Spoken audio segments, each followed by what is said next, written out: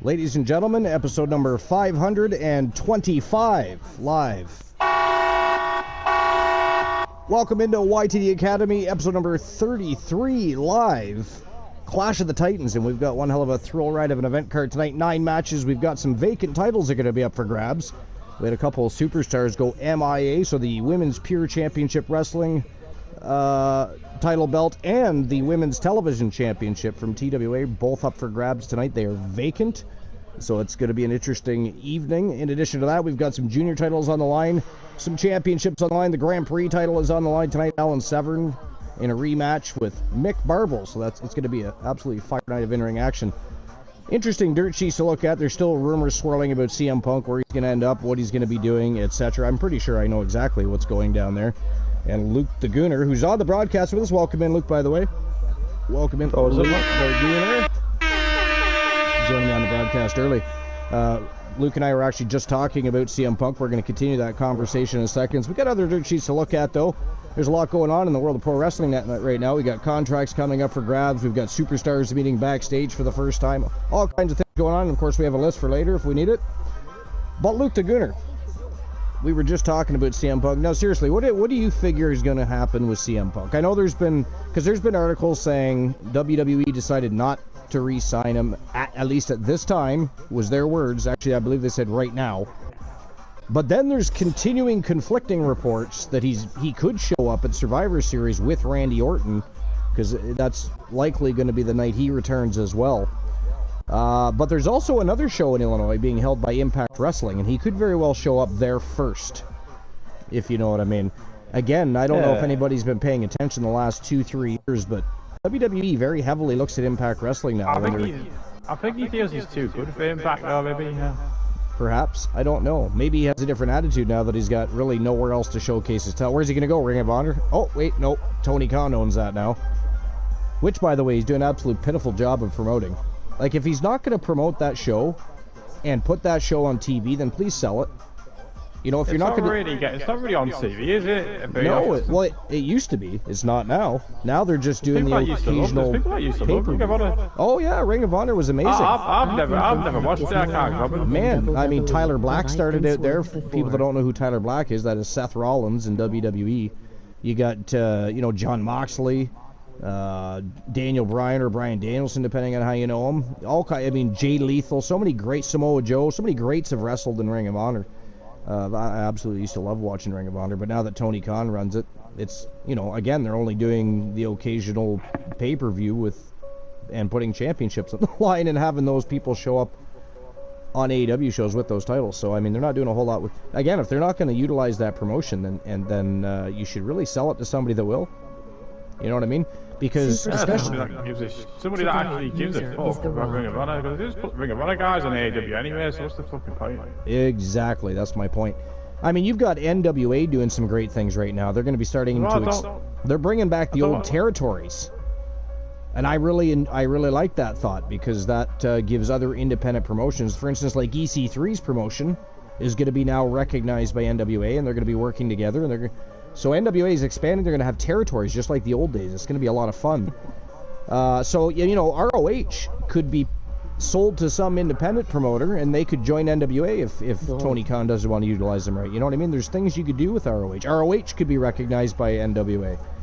So there's all kinds of possibilities. But NWA also just struck TV deals. 2 of them.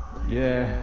And I'm excited about that, because again, I'm a big fan of NWA. I have been my whole life. Even back in the 80s when my dad used to sit me down and we'd sit and watch Ric Flair cut some scathing promo on somebody, or Dusty Rhodes coming out to respond to Ric Flair. All kinds of but I mean, I love the studio feel, it's always been a lot of fun. They've always focused really heavily on promos and storylines, and just put on some great matches. So now Nick Aldis, he was world champion for them for quite some time, held the 10 pounds of gold for a while. He's now WWE. He's going to be the SmackDown general manager. I would expect we'll probably see him wrestle at some point too, because he's still quite young. He's not very old. So I believe he's younger than LA Knight and everybody. So I mean, there's still all kinds of things that you could do with Nick Aldis. That said, he's had some great experiences in the business, and he's going to bring a lot to SmackDown. I'm sure Adam Pearce is happy. He's got less workload on his plate. You know, because before, Raw versus SmackDown was basically Adam Pearce trying to split his mind into two for two brands. Now he runs Raw. Nick Aldis runs SmackDown. It's going to be interesting. By the way, Adam Pearce, for those that don't know, former NWA World Champion. So we now have 2 former NWA World Champions running the blue brand and the red brand. I think that's pretty fucking awesome. To me. Anyways. Yeah, but again, you know what I mean? It is pretty good, actually. Yeah, sure it is. Quite like Nick Aldis as a GM. I think I'm going to like Nick Aldis as a GM manager, to be honest. I forgot to watch Mickie James' match, by the way. I should be ashamed of myself. Whoa, I mean, what's going on? Well, someday it could be selves, but... Well, didn't you say that she won a match last night? Yeah, it's her and Trinity teaming up against Cecile Shaw and Savannah Evans. Right, and Mickie James picked up the win? Yeah. I've always been a big fan of Mickie James. Here's why. Not only is she a tremendous in-ring performer, she also is very good at recognizing talent and helping put that talent over. She's always very, very classy about passing the torch. And that's why she's still relevant to this day. That's why, WWE didn't mind bringing her back in. Hell, they brought her back in as an Impact champion. That tells you a lot. That's saying a lot of respect there for Mickie James. But I mean, I thought it really gave her a lot of respect, though, in the second run. You know, I don't pound my pud to a poster of Mickie James like you do, Luke, but I mean, we can't all be as ambitious as you either. You know, but I've always loved, how many honestly, don't bullshit me, how many posters of Mickie James are in your bedroom? A lot. A lot, yeah. So we're talking more than a dozen. Virgil yeah, kind of. Yeah. Their faces. I was never a big poster collector. I didn't collect figurines or anything either. I did when I was really young. All of them. But then when I got older, I decided to shoot them with BB guns. Then when I got older, they became worth money, and I kicked myself in the ass. But I used to have the big rubberized wrestlers that they had of like Big John Studd, Hulk Hogan, and all those guys. I had the Road Warriors. And nowadays, they're worth money. Like, if you have those, they're worth a mint. So you had to throw that stuff away, but I was like, just never interested in collecting. So annoying, you know, loved watching all the pay-per-views, and I was a huge fan. I've been watching since I was about 4, turning 5 years old. My dad and my uncle got me into it, and I never really looked back. I've always loved pro wrestling. You know, they taught me early on. Like, I knew at a very young age that it was mostly scripted, especially as it get into the 90s.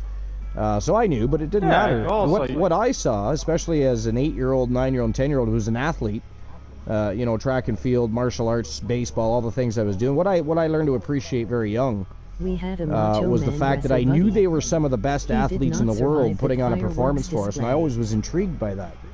And of course, back then, they weren't as highly respected as other athletes, so they didn't make as much money, right? Nowadays, they're making... At low end, you're making hundreds of thousands of dollars a year. You know what I mean? If you're with WWE specifically, because they're a global empire now, right? That's what always drives me nuts when, you know, I call them the AEW cultists. Because I do like AEW, but their fans think they're better than they actually are. As a matter of fact, NXT just completely buried them the other night, so... Well, it was obvious, really. Well, they're going to put Undertaker and John Cena and Cody Rhodes on the fucking Undertaker, yeah, well, they was a stack. Yeah, they completely. Let's be real. Yeah, even like, Jericho. Saying, Jericho said, yeah, it was a very cool way to say "fuck you, AEW," but everybody had fun with it. I don't think it didn't bother AEW, and it didn't. You know, it's not like WWE was boasting. Tony Khan's fucking needs to grow up a bit, though. Tony Khan does, yeah. He's got to stop playing favorites and having friends on the roster and putting those friends in charge of things they shouldn't be in charge of when they're supposed to be active wrestlers. If I was him, I'd be taking that as a compliment. They have to put all those big guys into beaters. Well, they didn't really. They're just part of the roster. Those guys are all still part of the roster. All they did was utilize their roster. See, Jericho recommended if they wanted to compete with WWE that night, they bring in some celebrities like Snoop Dogg, Mike Tyson. I mean, which probably would have been a pretty good idea, to be fair. Jericho, they should listen to Jericho more. But they don't. See, that's the funny thing. They got the Ocho over there, but they don't listen to him. It's like they don't listen to him. Snoop Dogg and me personally, people love Snoop Dogg. But Booker T and others made a good point. They wanted to bring in celebrities, and they were able to get the job done with just the people on their roster. Whether or not they brought Undertaker, Cena, and whoever in, that doesn't matter. It's still people that are active on their roster, And you know what I mean? They didn't bring in celebrities; they brought in roster. But they're not on NXT though. Cody Rhodes. They're not. And you know what else is driving me crazy? Is the fact that like they're letting champions slide over into the other brands now. But not even on NXT. Yeah, I know. Right? But yet they made Solo Sikoa give up the North American Championship because he was on the main roster and couldn't hold that title. Then why did Dominic Mysterio get to do it? Andy You know what I mean? Like they Sandberg. continue to blur the lines, but yet Solo Sikoa should be getting a rematch or given his title back, in my opinion. I kind of get why Becky Lynch has the title though. Kind of. It just. Well, Becky Lynch having the title makes sense. It's helping build a legacy. Because you got the only great legacy I think is probably Rhea Ripley's reign as champion in NXT. I don't think she's going to have it for that long either, to be honest. I think she's going to No. put them over then and just I don't. She's there to put people over. You know what I mean? So That's he'll what get his Becky title Lynch. back. She's going to win more titles anyways, but she's in NXT to put people over and bring light to the women's division, and I think it's awesome. Oh, there's new timeout links. You can. You know what you I can don't now like? put You know what people I in. don't like? You know what I don't like? Having NXT title matches on Courtney fucking Love. Raw. It's like, why? Well, I don't mind it. I don't mind it every once in a while because Not every week though. No, not every week, but it does. It does give their It NXT gives them championship practice for the mid more roster. prestige. So, I guess. Apparently, there's new timeout lengths here on YouTube. You can now put people in timeout for different lengths, ranging from 10 seconds to 24 hours. I want to. Who can we do that to? Is Sir Jack here? We can. It's like they're trying to copy LCW here, like by doing. And by the way, Strife, I see you. Froggy Mothlegs, I see you. Luke Dagooner's on the broadcast and in the chat. You're like a double threat guy tonight. And I'm sure Glenola's in Fizz Giggities. He probably just raided out, so he's probably lurking while he's chatting it up with Fizz Giggity for a little bit. But welcoming Glenola. It is getting really cold now, by the way. Like, oh. It's getting cold. Oh, it is over here, yeah. Yeah, oddly enough, it's not been that retiring cold from here yet, which is WWE. very strange for us, to be honest. But, like, the month of Glenn's September game here was crashed, almost so like he summer. just ended stream It was a live. little crazy. Took you And, like, this is... I want to live over there, man. Listen, when I was a kid, weather like that would have never happened. You might get a week in October during the harvest area, what they used to call Indian summer. We might get a good stretch of weather there that might range between 16 and 24, but man, we were in the 30s. It was only supposed to be an average of 25 degrees, and we smashed that. It was really fucking weird. Like, you're talking about a country that used to get snow from September sometimes. I remember the first week of June, it wouldn't snow, but there'd be, like, snow on the ground still the first week of June sometimes. So we had long winters here, and now our winters are... People always overblow it. Oh, it was such a long cold winter. Like, shut up. It wasn't a long cold winter. We barely had 2 months of winter. Because it gets cold, like, actually cold, maybe end of December, beginning of January, and then it starts to warm up again in March. Like, people, it's weird. Like, Yeah, my birthday's in January, so... yeah, like, winter is not very long anymore at all. So, but anyways, Why is that? Strife says native summer. That's probably what they would call it now, yeah. But I was just saying what it used to be called. They don't really call it anything anymore, to be fair. But, okay, let me catch up on chat here. I don't know what's happening here. These villains are in here going off about some shit. Froggy says, I think Impact is more likely than WWE, but I've been swerved before. Well, if he goes to Impact, he's going to end up in WWE anyways, Froggy. That's just a fact. If he goes to Impact, you know he's going to become the champion Yeah. within the first fucking pay-per-view, so... Yeah, at least, you know. Give it the first couple of weeks, I bet you have the belt. Froggy is the Rock today. Nice. And he'll have it for a The very long people's time, champ though. is Froggy Mothlegs. Frog says, yo, Luke, great to hear and see you. You can see him. That scares the shit out of me right now. Good thing I'm wearing pants. Let's see. Strife is Kofi Kingston. What up, my elf from another shelf? Never did quite get the elf on the shelf bullshit.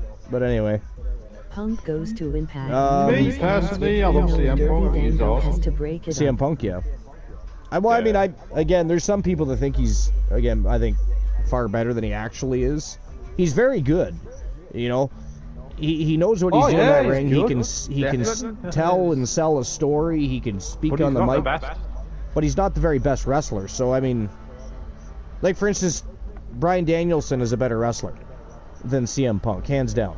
In the ring, yeah. I think he actually, other than people like Will Ospreay, and there's a few, like there's quite a few good wrestlers today that we could call, even right now, some of the best in the world right now. But Will Ospreay is definitely one of the best in the world. Kenny Omega, people like that. But Kenny Omega's fucking really good. Oh, he's better than CM Punk. He's not as good on the microphone. Is he? I don't know. I think CM Punk. No, I think Omega's a better wrestler. He's got a much broader repertoire of moves. I like both though, but I prefer Punk. That's the thing. But I don't dislike CM Punk. Like Lanola hates CM Punk because of all the shenanigans, right? That's why. I think at one time, even those that don't like Punk now did at one point like Punk, but Ricochet could be very good if they boomed him. Yeah, well, you know what? And welcome in, Fonderbog. Appreciate you being here. Welcome to YTD Academy Live, episode 33. And of course, our 525th episode for TWA. Yeah, they don't book Ricochet well. As much as I'm having fun with Ricochet and Braun Strowman in TWA, the occult, but they're different beasts here. When it comes to WWE, I'd much rather see Ricochet being pushed as a singles competitor, to be fair. You know, I think he proved himself as becoming the Intercontinental Champion. I think they dropped the ball with him as Intercontinental Champion. I understand they wanted to push Gunther and everything else, but I think Ricochet could be amongst the best in the world if they let him be. The guy's amazing. Underground for a whole season. I mean, the people that don't like Ricochet, I'm always like, why? Do you have a pinpoint reason, or is he's not your favorite wrestler? Did he beat your favorite wrestler? I don't know. He's not my favorite by all means. He's not my favorite either, but to push I think he's alright. a devastating monster. they need to push Braun Strowman as a devastating monster. Yes, absolutely. It's about time they finally pull the trigger on that. They would start to do that. Then they would drop the ball with that, and then they would try it again. They should have done that 4 years ago, man. Oh yeah. When he was fucking over and shit, everyone liked him. Yeah, agreed. I feel like Vince McMahon just never liked him. I think you're going to see a lot of huge changes now that Vince is pretty much out of the picture, right? So that's a good thing, because definitely changes need to happen, without a shadow of a doubt. But by the way, did I tell you Mickie James is in a match tonight? Yeah, you did. I did, yeah. I mean, it's not a singles match, but she's in a match-up tonight. She's going to be... As long as she's in a match. Well, she's going to be competing in an elimination royale, so it's everybody, obviously, everybody for themselves. What's it, over the top rope? No, elimination royale is everybody starts in the ring, you have to eliminate everybody to win. So she's going to be in that elimination royale competing for the vacant TWA television championship. Hey, Archer. Yeah. Hey, Glenola. Welcome in. I literally just told everybody you were probably chatting it up with Fizz Giggity for a bit before you popped in. I think Greg was streaming earlier on, I think. I jumped in. I actually had an error, and the game closed, which ended the stream. Oh, shit. So you couldn't raid. Yeah. So I just jumped over there and left her at work. And gotcha. then I had to go use restroom and get a few things, start some laundry. All right, before we get into any further conversation, since Glenn is here, and he's going to love our conversation, of course, Luke, but we'll get to that in a second. Before we get to any further conversations, we may as well get the first match of the night underway, get episode 33 live on the go. What do you guys think? Time to turn and burn or what? I'd rather not burn, but okay. You don't want to burn? You got a problem? What is wrong with burning? We'll burn. We can burn other people. Just I don't want to burn. We can burn other people. All right, so here we go. Tone-setting match of the evening. It is a fatal four-way TLC matchup for the vacant YTD Academy Women's Pure Wrestling Championship. We got Dana Brooke, Ronda Rousey. We got Team Sir Jack the Greatest, Alice Blade from the Blade Runners. And, of course, last but not least, we have Ashley Sky from Team Girly Girl. This should be an absolute barn brawler. Again, TLC matchup. It is not an elimination matchup, not a regular fatal four-way. So lately we watch ladder matches and TLC matches. We usually watch B. Jackson or January climb rung by damn rung and take down a championship title belt. Tonight, neither one of them are in it, so it's going to be interesting to see somebody else climb to the top of the ladder for once, isn't it? Think about it. Last few ladder matches, it's either been January or B. Jackson. Those guys are like the queens of the ladder matches. You know? If they're on the card, nobody wants a ladder match with them. And they're damn good at them. So, I mean, it's understandable they've been the ones reaching for those title belts hanging above those ladders. But not tonight. Ronda Rousey, Dana Brooke, Alice Blade, and Ashley Sky. So there are no betting lines open to the championship rounds, but if you guys were to lay a bet right now on who you think's walking out with the vacant Pure Wrestling Championship tonight, TLC matchup, who's it going to be? I think I'm going to go with Ashley Sky. You're going to go with Ashley Sky? Okay, fair. I can understand that. To be honest, I can understand anybody choosing any of these Vixen villains, so I completely get it. Yeah, oh yeah. These guys have all been in some heated battles over the last couple months. Dana Brooke just kind of came back on the scene, and she's doing well, so I mean, we got Jade Cargill in there now. She's not on the card tonight, but apparently she's going to be at Genesis tomorrow night, so we'll see what happens there. What about you, Luke? Who are you taking? Dana Brooke, Ronda Rousey, Alice Blade, or Ashley Sky? That's Ashley Sky was chosen by Glenola already. Did we lose Luke? I think we lost Luke. You still there, Glenn? I'm here. Okay. Ashley I have no idea what's going on. All right, but anyways, are you back, Luke? Yeah, I'm back. Okay. Who do you think's winning the match? Who's walking out with the Pure Wrestling Championship? We've got Dana Brooke, Ronda Rousey. Is that Emmett? Alice Blade. Alice Blade. Looks like Emmett to me. I don't know. And who's the one? The black jacket? Ashley Sky from Skywolf. So we've got the bullies in there. We got the bullies being represented, the Blade Runners, and Sky. You're going with Alice Blade? All right. Yeah. So me, I agree with both any reasoning you guys give for choosing either one of those ladies, but because she's come back with a bit of a chip on her shoulder, and I think she could be the dark horse, I'm actually going to go with Dana Brooke for some reason. I don't know why. Yeah, now we all know my history with predictions. If I was actually able to bet, I would be broke. You guys would own the Archiverse TV channel. Maybe that's why they don't allow it. No, really, I'm terrible. I don't know how the fuck I can be so bad at those, but, I can tell you a match that's going to happen, on a PLE somewhere, but when it comes to TWA or YTD, I never get them right. I guess that's a good thing. Element of surprise, expect the unexpected. So there's that. But no, I'd be broke. Glenola he'd probably be the owner of TWA, to be honest. My God, he's got a lot of fucking Archiverse bucks. But anyways, all right, here we go. Yeah, man, only about 230,000. Only 230,000, you fiend. That is disgusting. See, what is wrong with you guys? You guys need to work on yourselves. You need to start taking money from Glenola. What is wrong with all of you? How dare you get better at your betting? Start going to some casinos, do some gambling, play some blackjack. I don't care what you play. Get better at gambling. Start taking money from Glenola. Good Lord. All right, so I'm going to go with Dana Brooke.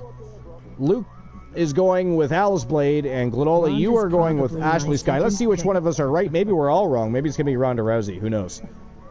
But we do have the bullies being represented, the Blade Runners, and Skywolf in this matchup, so it's going to be very interesting. Let's turn and burn. I'm going for a piss before the match starts. So you're going back in a minute.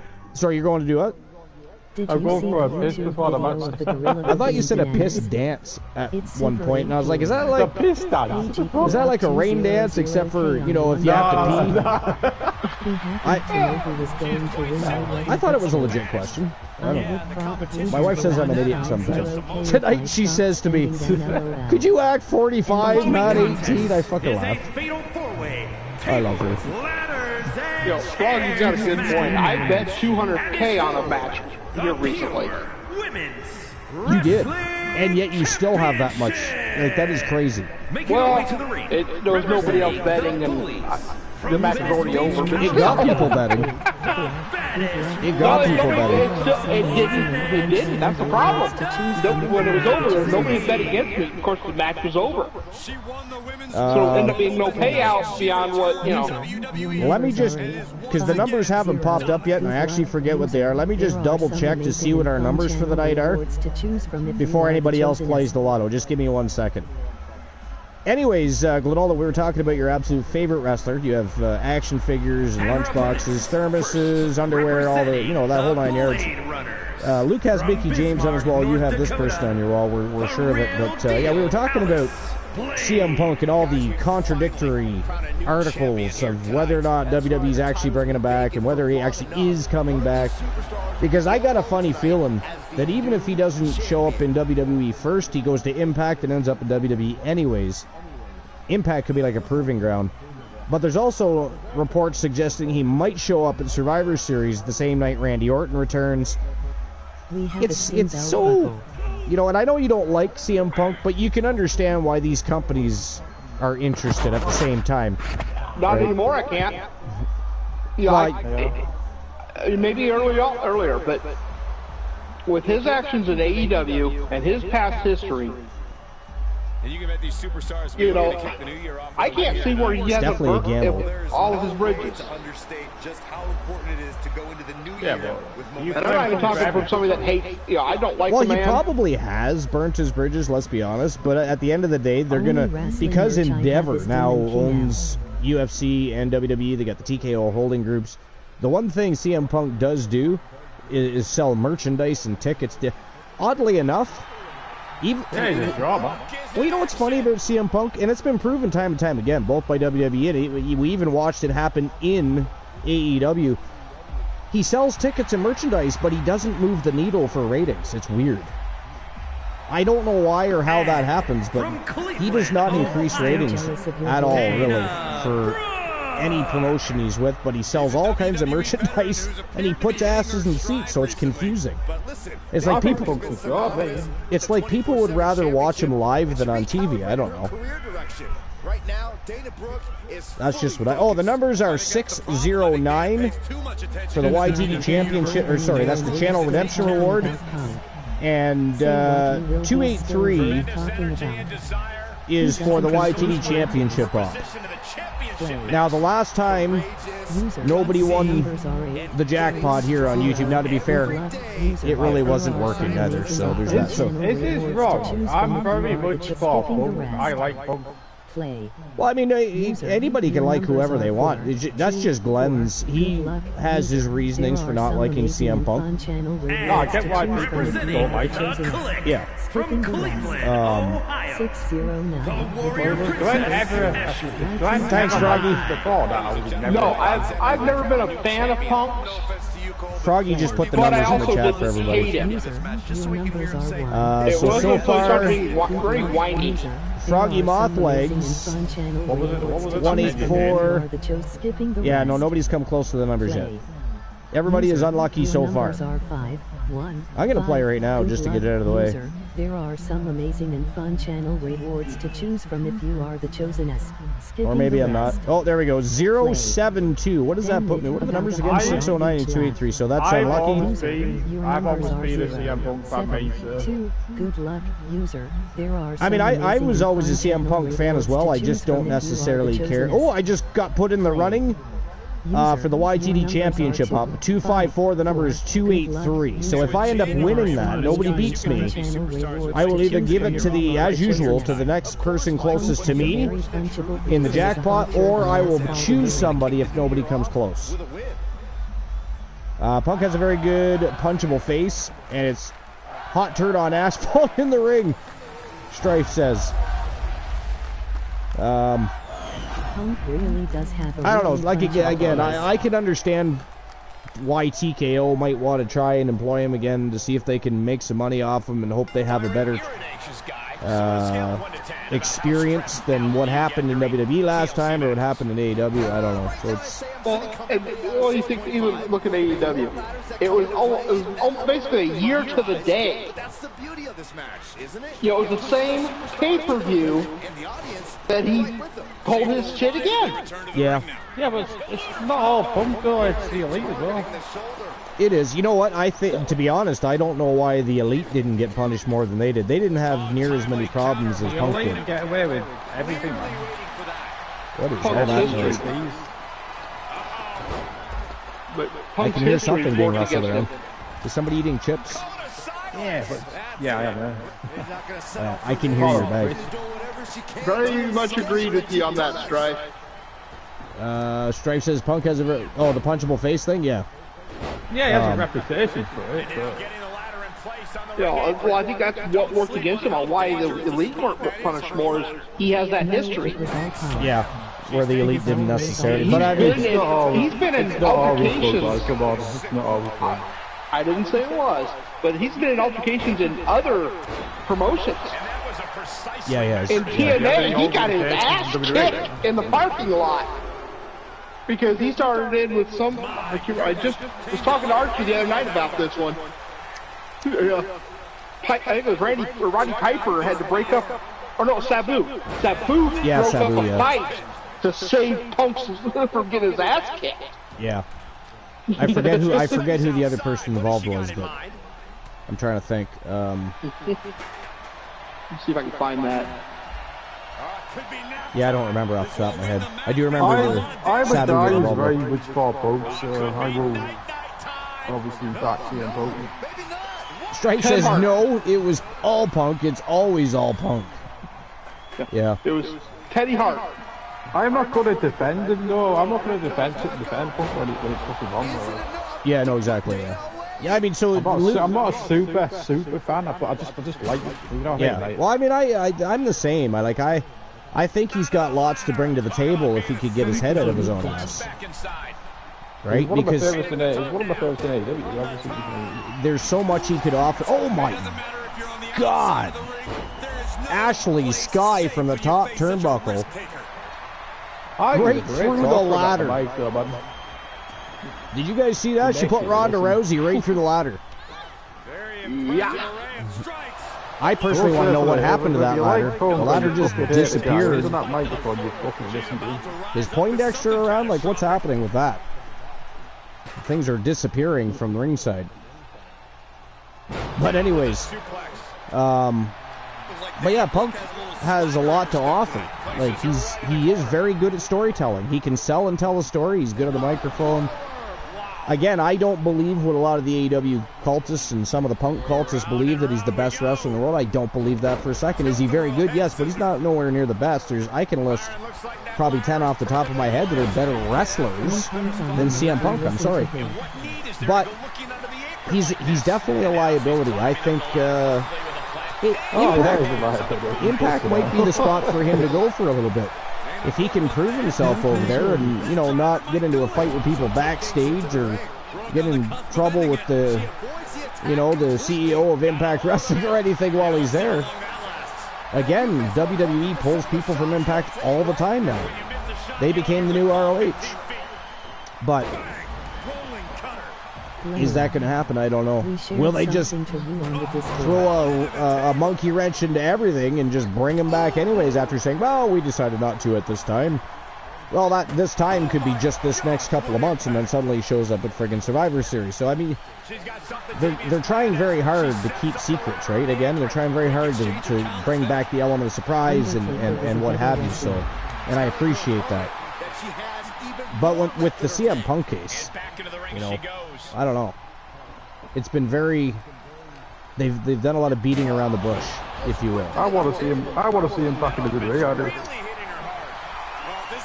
Well, he's definitely entering a different landscape than when he came in 2013, right? So he was in before 2013, I think. But back then, he was more of a guy that you would consider the man when he came in, and it was easier for him to do so. Now, the landscape, there's so many people there now that would kick his ass. And you still got Shawn Michaels, Undertaker, and a bunch of other people around constantly too that would also whoop his ass. I don't see him trying to pull the same shenanigans. Yeah. But, because I'll be honest, I don't want Mark Calloway pissed at me. I don't care how long I've been wrestling or how good I thought I was.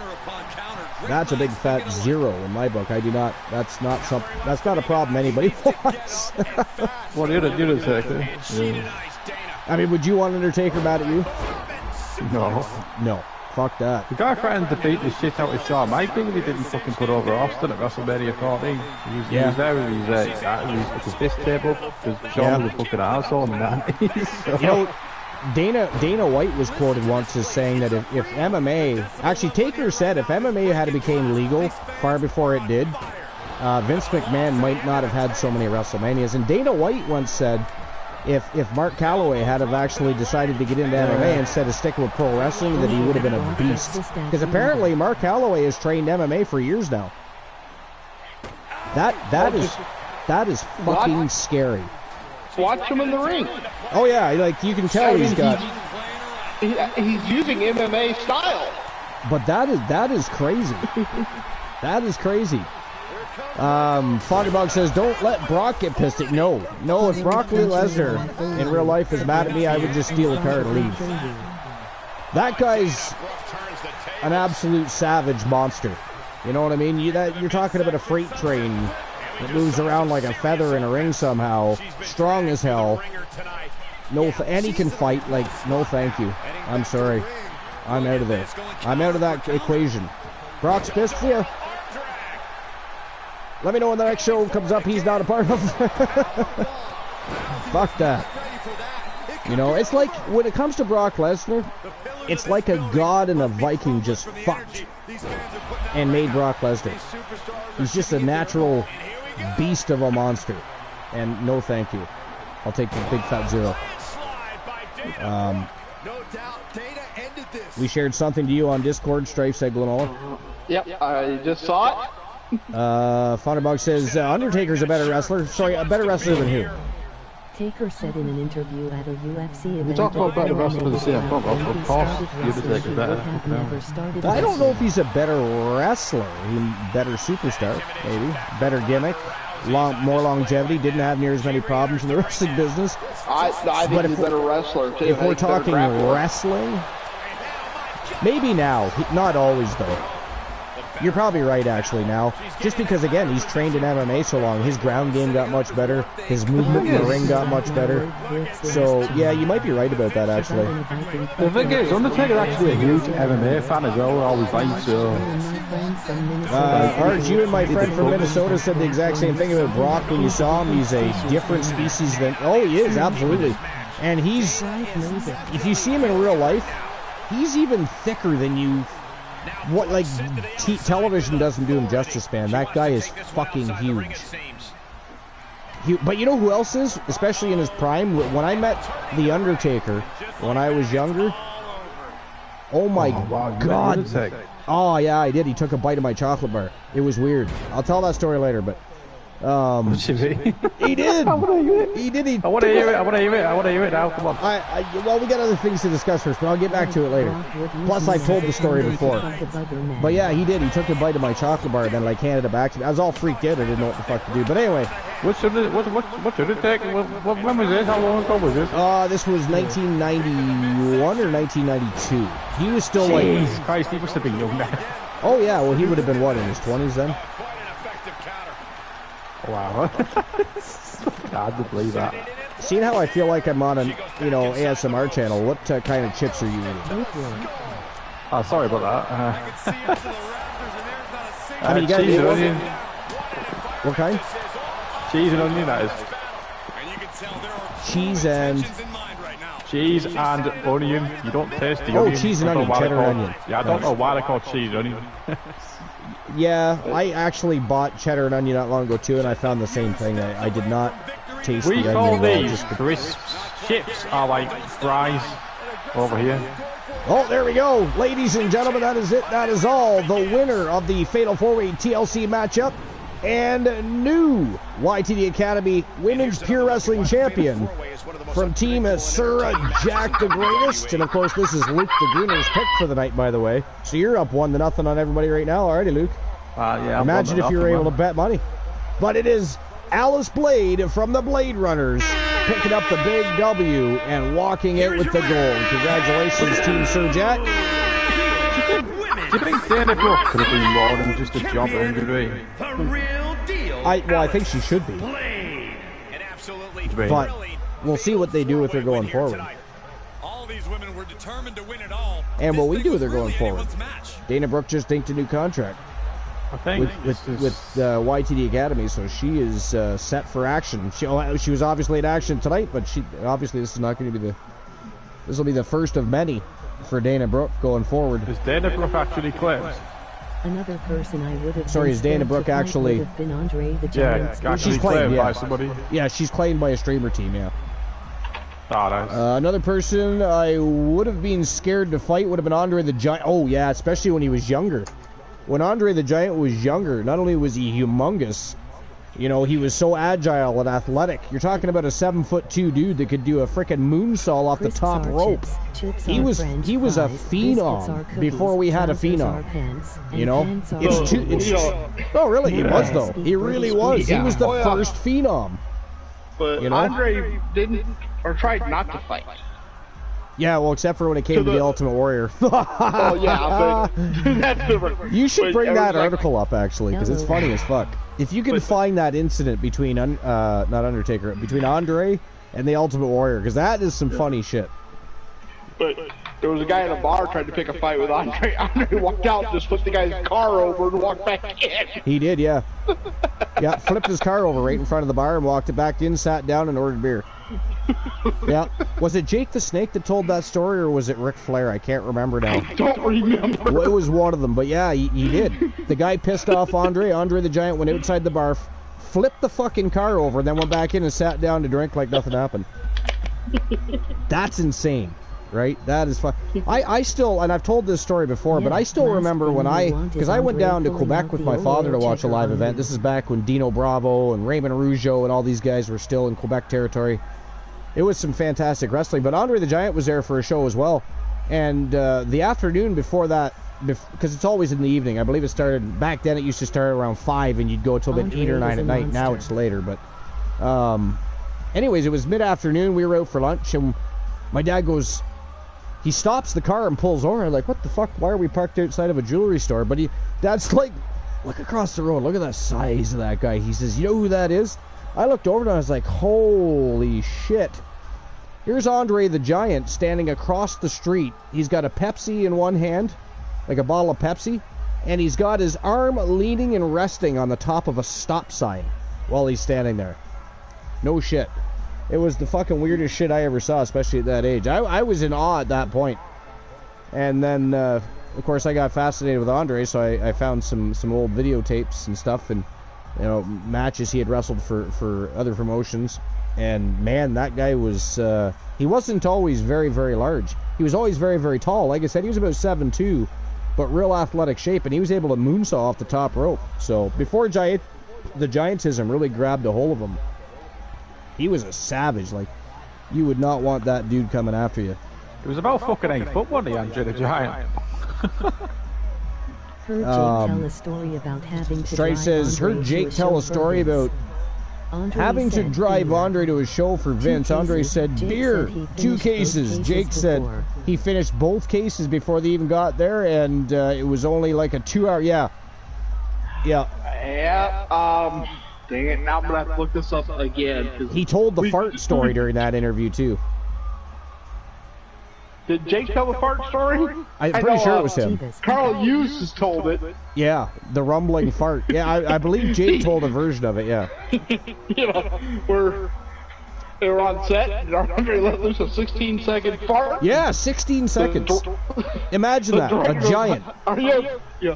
But the director asked Andre, are you okay? He says, I am now, boss. Right? No shit. All right, here we go, ladies and gentlemen, the second match of the evening. This is a last woman standing matchup. Now, we all know, we've seen the vignettes.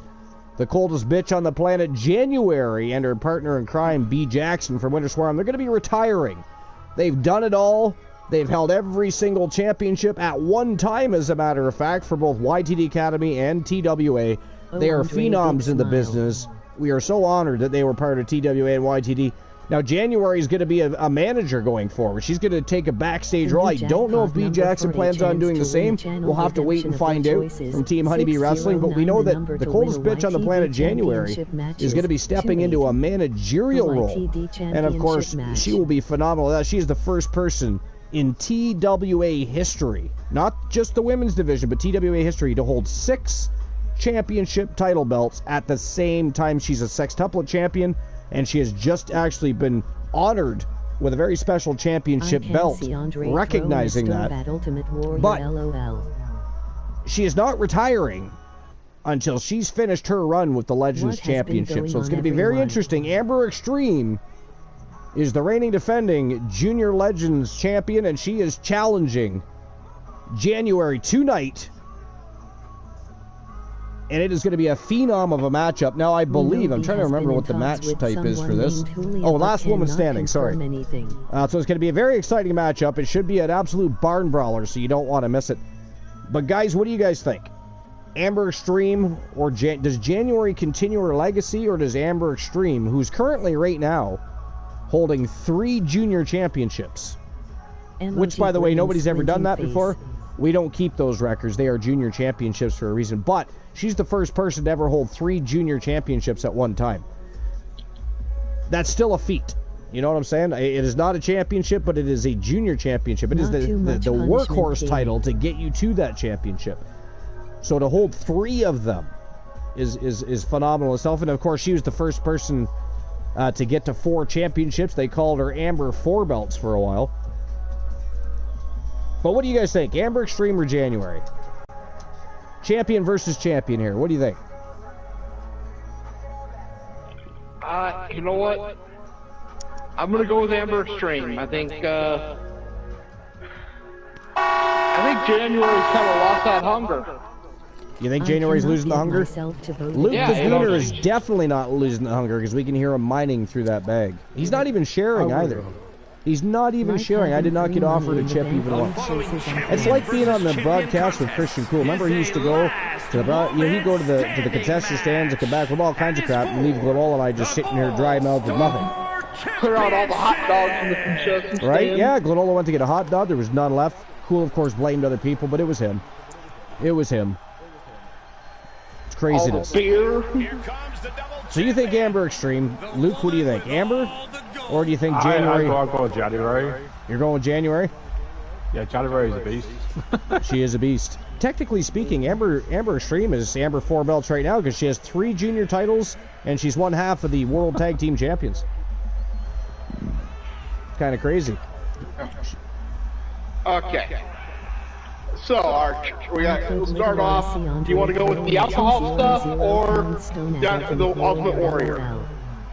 You pick which one you want to go first with. I'm okay with either because they're both hilarious stories. We'll do this with the alcohol. Now, okay. This is off fanbuzz.com this time, but there's many sites that have. This is October 29th, 2021, and it just says by former fanbuzz staff. Former fanbuzz staff. So, Carrie L, and I'm just going to give the highlights. I'm not going to read the whole article, but Carrie L. remembered Andre drinking a concoction he called the American, which was apparently 40 ounces of various liquors rolled into one. Sounds like Newfie Screech. As Elwood puts it, I've never tasted airplane fuel, but I imagine it's very close to what that must taste like. Yeah, that would be very potent. I mean, if you've ever had Newfie Screech, it's a whole bunch of different types of rums all brewed together, but it is some potent stuff. It'll leave your nose feeling like it's in flames. Okay. So, Andre once admitted to David Letterman that he consumed 119 12-ounce beers in a single sitting. Sorry, say that again. 119 12-ounce beers in a sitting. Wow. However, former wrestler Mike Graham stated Andre actually reached 156 beers in one sitting, and that was confirmed in an episode of Legend of Wrestling by the American Dream, Dusty Rhodes, and Michael Hayes. And Michael Hayes, yeah. Michael Hayes has some funny Andre the Giant stories as well. Well, they all did. I mean, how could they not? right? Now, you know what, though? I don't know if anybody watched the biography of Andre the Giant that they did. But there was that was amazing. It was amazing. Very well done. But there was, of course, some sadness to the Andre the Giant story that nobody really paid attention to because, you know, social media didn't really exist in the much past the newspaper back then. So people don't realize that, sure, he was loved when he was stepping in the ring and putting his body on the line in the wrestling ring. But outside of the wrestling business, he often got made fun of. And, you know, there was a lot of sadness to the story. He felt, a lot of times he felt alone. You know, he felt like he... The man never knew what social media was, man. That's crazy. Well, no. They didn't really have it back then, right? So, yeah, that's what I mean. Except for newspaper articles, magazines. You know, social media back then was in form of paper. So... Hulk Hogan also says he once downed 108 beers during a 1-hour layover at Tampa Delta Crown Lounge. So Hulk Hogan talks some bullshit. Hulk Hogan talks mega bullshit. Sometimes he does, apparently. Yeah, there's a lot of people starting to speak out about that, actually. Yeah. So I'm just saying that's, you know, but it fits. I mean, you know, that's the other stories of Andre. He cleared an entire stock of vodka on a flight to Japan. What? Really? Yeah, I guess that's not too surprising. Confirmed that Andre cleared an entire plane of vodka during a flight to Japan. Wow. Flair, however, did help him in this feat. Oh, I don't doubt that. I don't doubt that at all. He would drink 6 bottles of Mateus wine before matches. Wow. And that's according to Gerald Briscoe. Yeah. He says Andre used to ask him to get him 6 bottles of Mateus wine and ice them down, and then drink them before he went to the ring. You know, and sadly, the reason for all the drinking a lot of the time was pain management and or his depression. Because again, you're talking about a guy that got bullied outside of the wrestling. It's weird that a giant could ever be bullied by people, but people would make fun of him and point at him and laugh at him, and there were so many stories. But yeah, it's unfortunate because now he's revered, right? Especially now that we've lost him. So, but anyways, yeah, go ahead. Let's see. During a month-long stay at a London hotel, he reportedly racked up a $40,000 bar tab. $40,000 bar tab. On a separate occasion, Andre drank 40 vodka tonics after the bartender did last call. Now let's put that into perspective real quick before you continue. $40,000 back then is different than $40,000 now. Booze were a lot cheaper back then, so think about that. $40,000 in an era where a beer probably cost you $1 or less. You have to be in peak physical condition to pull off a move with that much weight behind it. We'll go with 1990. She returns the favor there. Yeah, just to see what the inflation difference is. Yeah, and because it didn't give a year, so I'm going to 90. Well, I don't know, because he died, he was still alive in 90, but I forget exactly when that took place, but... He died in the 80s? He died in what, 92? Or 93? Yeah, because not too far thereafter, Yokozuna passed away, too. How old was Andre the Giant? I forget I think he was in his late 40s. I could be wrong. Too young that might have been. I could be wrong about that. But, okay, so in 1990, $40,000. Today it's worth $94,146.55. And again, now Google how much a beer cost, because that was his preferred drink, was beer or wine. So let's, for argument's sake, Google how much a can of beer cost in 1990. Well, how much did it cost? Well, that's what we're finding out. Yeah. Conversion was a bit off. Yeah. Of course, it helps if you spell beer correctly. That helps.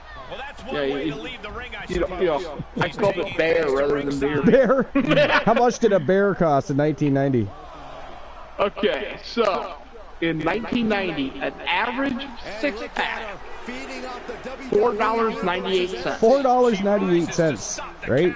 So you're paying less than $1 a beer, and he had a $40,000 bar tab. Now, he also liked vodka and wine. So he probably didn't drink wine at a bar too often, But he would drink vodka at a bar. So how much would a bottle of vodka, because there's no way he's just drinking ounce by ounce. He's probably ordering a bottle at a time.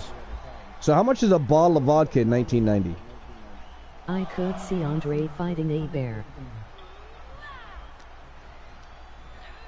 She got launched.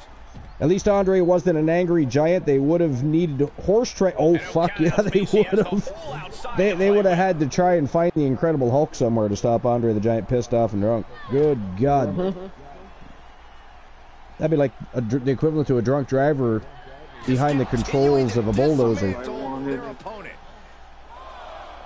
She's in the ring now. That's not coming up as well, but One of the few people who could legit fist fight a bear and win. You couldn't find the cost of a bottle of vodka? well, that one didn't come up as easily as the beer did, so I'm looking Outside of the ring now. What's the plan here? I'm gonna look myself to see if I can come up with anything. Just one step ahead. Let's see.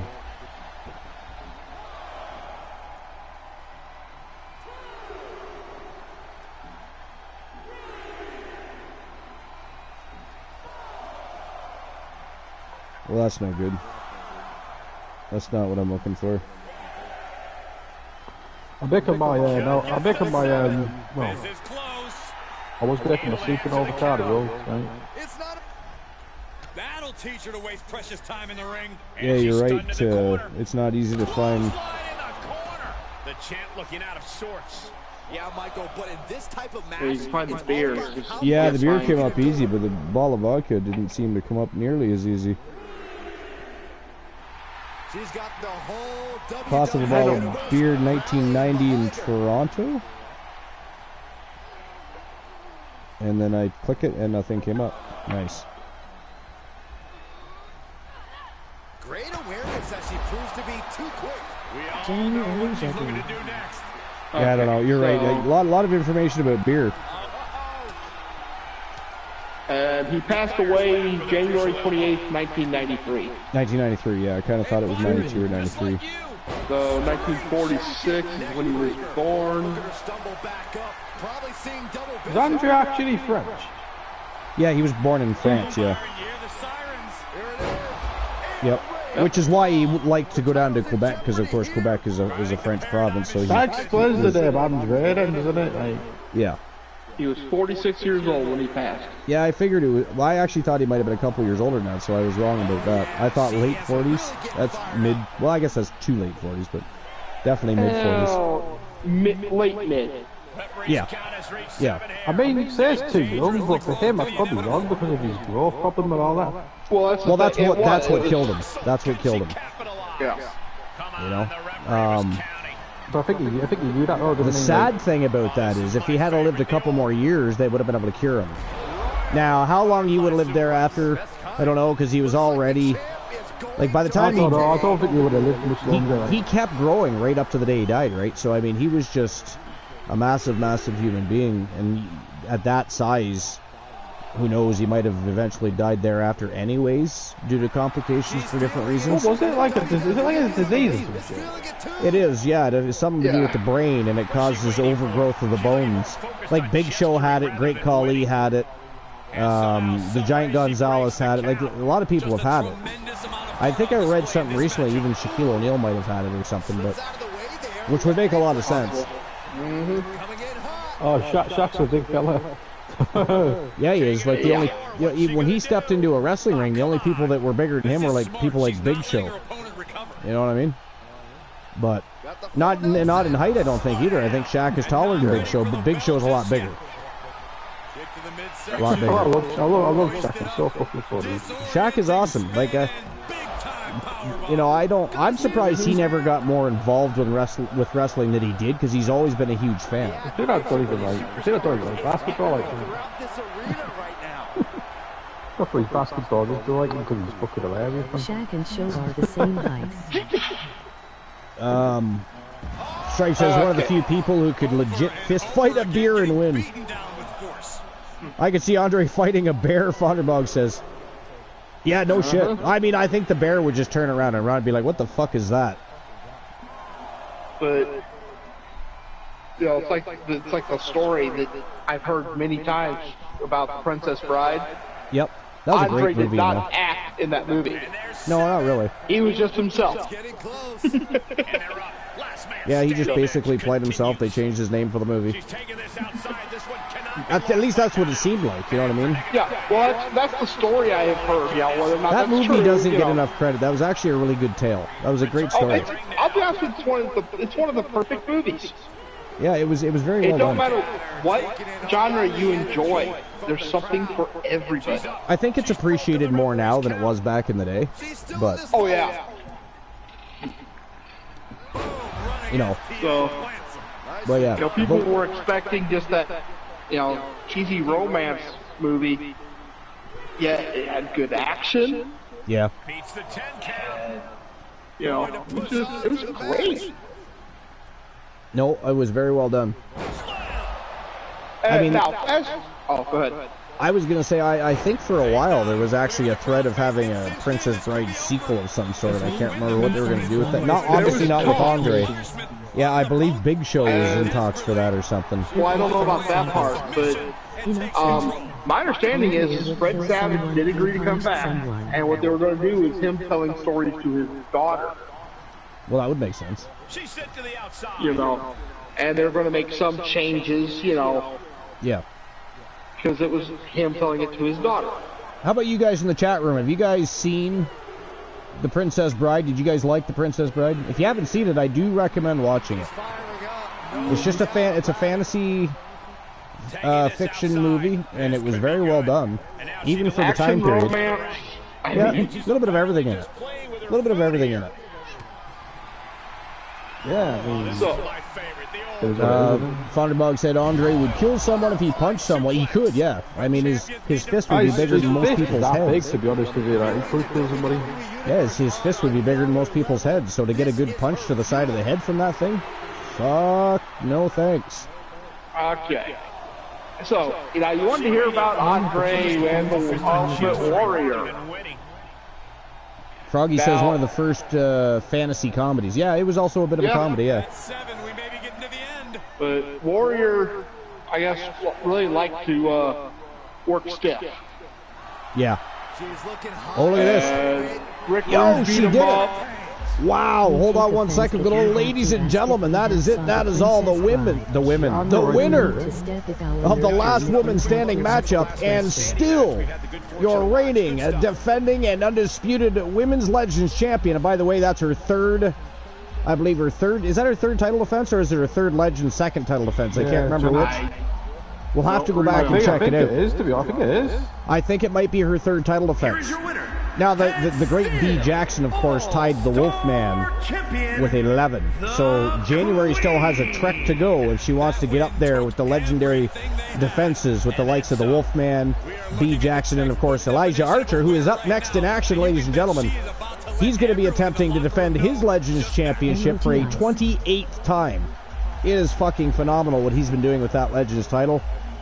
But the coldest bitch on the planet, January, from Team Infinite only, ladies and gentlemen, still the reigning, defending, undisputed Legends champion in the women's division. Wow. Congratulations to Oni and January. January's not retiring yet, folks. Not retiring yet. But yeah, sorry, go ahead and continue your story there. Okay.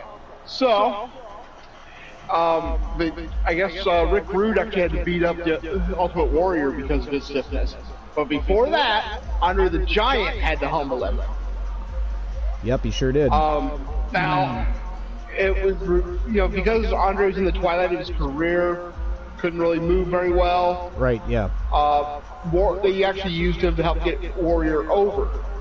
Warrior beat Andre the Giant 48 times, often untelevised, and he was just as stiff as ever, even against Andre.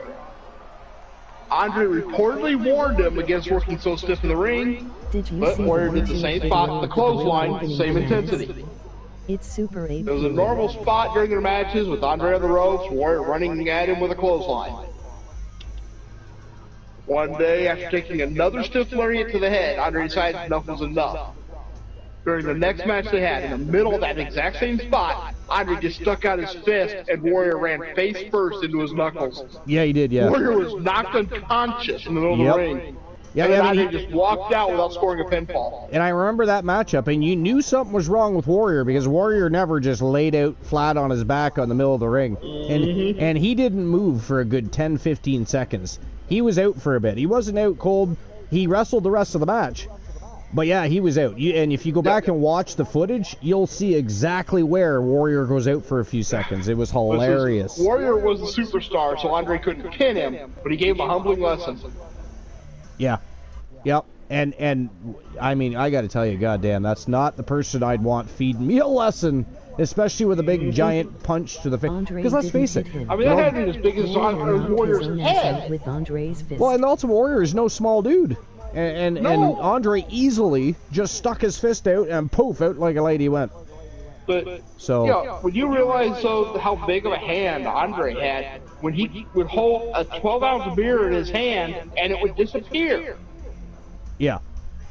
Well, There's Andre didn't hit him, this. but he stuck his hand out on purpose with his fist sticking straight out so Warrior to run into it. So pretty much the same. I mean, he knew that Warrior was running into that fist. You know what I mean? It was done on purpose. But yeah, it was hilarious. Somebody should find that video, actually, if they can, and post it in No Holds Barred or in the video section. I don't even know why we have a video section. We post everything in No Holds Barred anyways. But post it in one of those two so that everybody can have a look at it at some point, because it was a fantastic match, actually, between Warrior and especially because of that reason alone, between Warrior and Andre. But yeah. All right, so before we get into any further stories about Andre or anything else, next match of the evening, ladies and gentlemen, is a Falls Count Anywhere matchup. Elijah Archer, the one, putting his Legends Championship on the line for the 28th time, this time against the Dragon, Ricky Steamboat. And this should prove to be one hell of a match, because we all know Ricky Steamboat, tough as nails. He's one hell of a ring technician. He can fly off that top rope.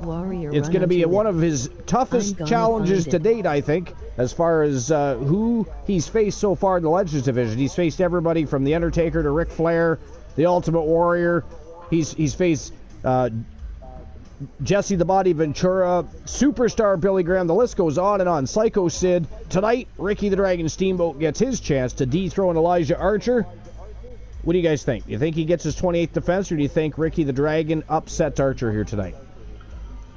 I'm going to go with Archer. I have to. All right, Luke, what about you? I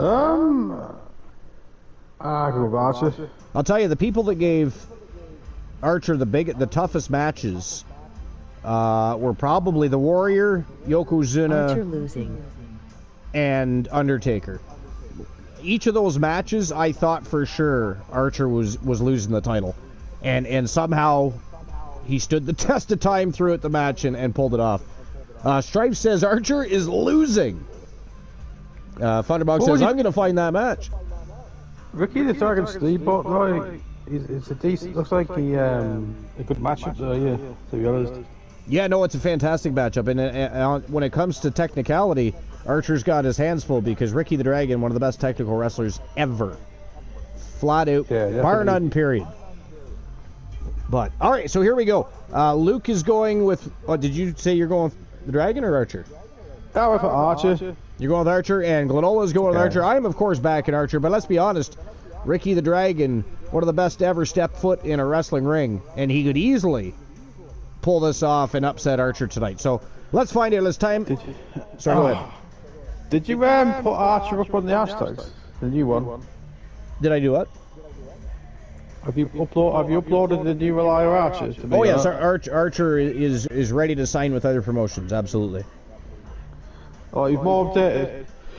It's under TWA Archer. Yeah. All right, so here we go. Time to turn and burn. Ricky the Dragon Steamboat versus Elijah Archer. Falls Count Anywhere for the Legends Championship. Let's go. Yeah. All right, so I was asking because you updated, that's why. Sorry, say that again. I was asking because you updated. Oh yes, yeah. I actually did that earlier today, so the people could dig into contracts to their promotions if they wanted. So. I noticed that Archer's been signed quite a few times when I was doing it too. I was like, wow. So people like to have Archer on their promotions, apparently. I'm yeah, okay with that. Archer's a good wrestler, isn't he? He is, yeah. He is. But this man right here, I mean, one of my favorite matches, like I loved his matches with Ric Flair too, don't get me wrong. But my favorite match and rivalry for Ricky the Dragon Steamboat will always be his rivalry with Macho Man Randy Savage. Phenomenally done. The story was epic. The storytelling in the ring was so damn good. And I'll be honest, it stole the show at WrestleMania that year. It did. Like, hands down. That is a way better wrestling name. Sorry, what's a better wrestling name? Ricky's real name is Richard Blood. Yeah, it is. Richard Blood, yep. Yep. But back then, you know, a character named Richard Blood probably wouldn't have sold as good as Ricky the Dragon, you know what I mean? Now, where Steamboat came from, I don't know. Can somebody look that up? Where did the name Steamboat come from for Ricky the Dragon? Maybe it's a family name or something that they decided to utilize. Who knows? But Steamboat. Maybe because he had the power of a steamboat. Maybe, I don't know. I don't know where that came from. Ricky, I understand his name is Richard. Makes perfect sense to me. Ricky the Dragon Steamboat's son wrestled too. I don't know if he still does. I don't know if he still does or not. I think Ricky Steamboat's a good wrestler, very good wrestler. Man. Well, he probably could still get in there, and because he was a technical wrestler, so he didn't have as many problems as far as injuries and stuff go as other people did. That were, like, he flew off ropes too, but he was a technical wrestler first and foremost. Very true, Stripe. Very true. I seen him. Wait, Dick Blood doesn't sound great. I mean, Of course, Michael, but the unfortunate truth is that only one of them will be. Well, that was almost Archer's name in 1.0. yeah. He got kicked in the dick, and he peed blood. I don't think his name was Dick Blood. He just became a bloody dick. But, Alrighty, so I have the answer to your question, Archer. Which one? Origin of Steamboat. Oh, okay, good. Okay, so he actually debuted in AWA as Rick Blood. Then in '76, Championship Wrestling from Florida. Before his debut, Eddie Graham gave him the ring name Ricky Steamboat, based on his resemblance to Hawaiian wrestler Sammy Steamboat. Oh, interesting. You know what? I never knew that. That's very interesting. According to Steamboat, Graham thought Rick Blood was a good name for a heel, but not a face. Fair enough. Well, that's what I said. Like, for what they utilized Ricky the Dragon for his entire career, because he was never a heel. Never one time was he a heel, so it wouldn't have sold well for him. It just wouldn't have worked out. But yeah, that's cool. That's very interesting. The Dragon came about when he joined WWE or WWF at the time because his mother is Japanese American. Yeah. So with his Asian features, they nicknamed him the Dragon. The Dragon, yeah, and of course he was in martial arts and stuff as well too. But yeah. I'm searching on the top hashtags and I can't find your guys. You should just be able to type in TWA Archer. These competitors know exactly. Okay, that's right. I just typed in tab and it didn't show up. That's why. Yeah, it should show up. Strife said, and never changed. No, he was always a face. Much like Bret the Hitman Hart, they never really went heel. I mean, I believe they were going to attempt a heel run for Hart in WCW, but I thought they did a brief heel run in WWE or WWF with the Hart Foundation. Not really. He just feuded with his brother and the British Bulldog, but he was never really a heel though. If anything, well, I mean, Owen was eventually the heel, right? He was the King of Hearts, but the Bulldog wasn't really a heel. No, but he was in a hell of a rivalry with Bret Hart though. I mean, their match at Wembley was amazing. Oh, I've seen that 92 SummerSlam. Yeah. Yeah, great match at that. Oh, yeah. Yeah, fantastic. Strife says, and Tables. I don't think Tables wrestled Ricky the Dragon Steamboat. I don't think that happened. I mean, it could. Well, that has not happened. Set him up with the side Russian leg sweep. And Tables, I mean, I don't know, is he face, heel, neutral? We don't even know. He can be anything he wants to be anyways. Nice to see Tables back in action, though. Were you guys excited to see Tables make his return? Yes, I was. Yeah.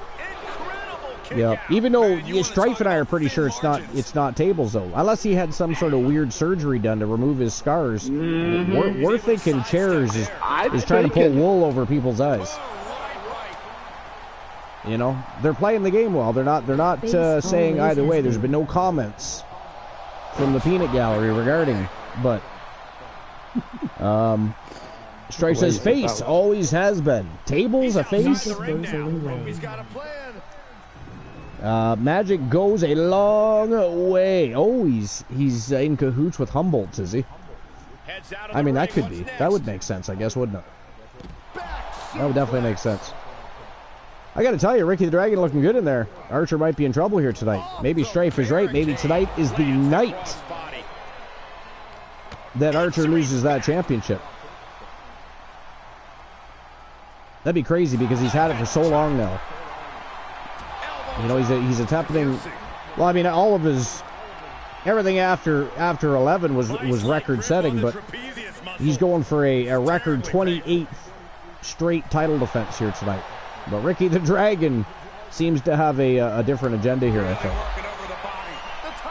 He wants to be the one to dethrone the one. And so far, doing a very good job. He's been in control more than not so far in this matchup. Oh, big tomahawk chop right between the eyes by Ricky the Dragon. But anyways, now, was there any more stories about Andre, or was that pretty much where they left things? From the top rope, he turns it around. Oh, that was pretty much where they left things. Oh, out of nowhere, AKO. Look at that. Referee slow to drop to his knees for the count there, though. 2 count only. No, Humboldt's and Tables have actually never 2 count only there. No, Humboldt's and Tables have actually never met. Oh, interesting. There are other casters there besides Humboldt's. He doesn't even have healing spells. No, but Poindexter might. We know Tables and Poindexters have been cahoots in the past. Maybe it's Poindexter. He's got all kinds of tricks up his sleeve. 2-hour knowledge. You know, including the ability to change wardrobes at a faster pace than any other superstar on the planet. Strife says 2-hour knowledge. Oh, okay. So you're not entirely sure, but you can be pretty, you know, fairly a certain degree of accuracy that you don't think it's Humboldt's.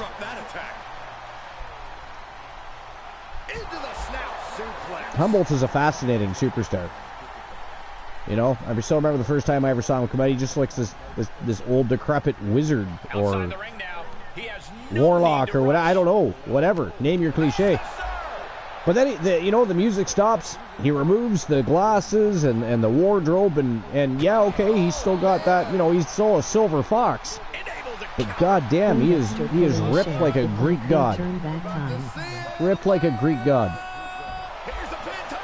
Poindexter pulling a Cher. If I could turn back time. Could you imagine? Don't say things like that. I swear to God, if he shows up looking like Cher, I will ban you. Flat out, straight up ban you for putting that out there. And I don't know if he would try to pull something like that off, but you know, we've put things out there in the universe before, and what happened?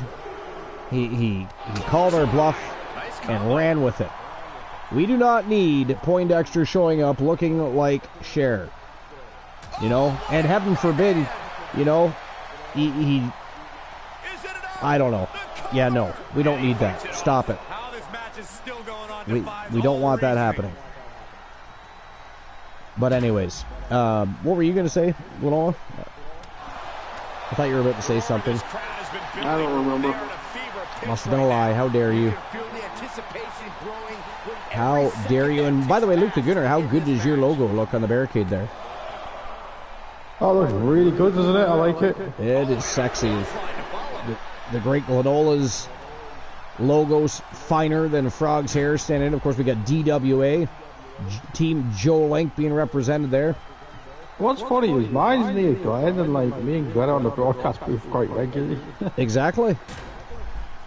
Joe Link would be too if he had more time. He sleeps to the day, doesn't he? Well, yeah, because he works nights. So he's probably at work right now, if I had to guess. You say Det couldn't pull off that look. I mean, I'm not saying he couldn't pull off the look. I'm just saying I don't think anybody really wants to see Poindexter show up looking like Cher.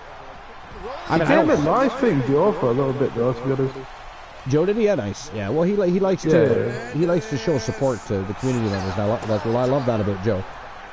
He doesn't get much time, though, like you said, though. Like he works in it. Oh yeah, he works a lot. Like he's in security. He's not working, he's sleeping.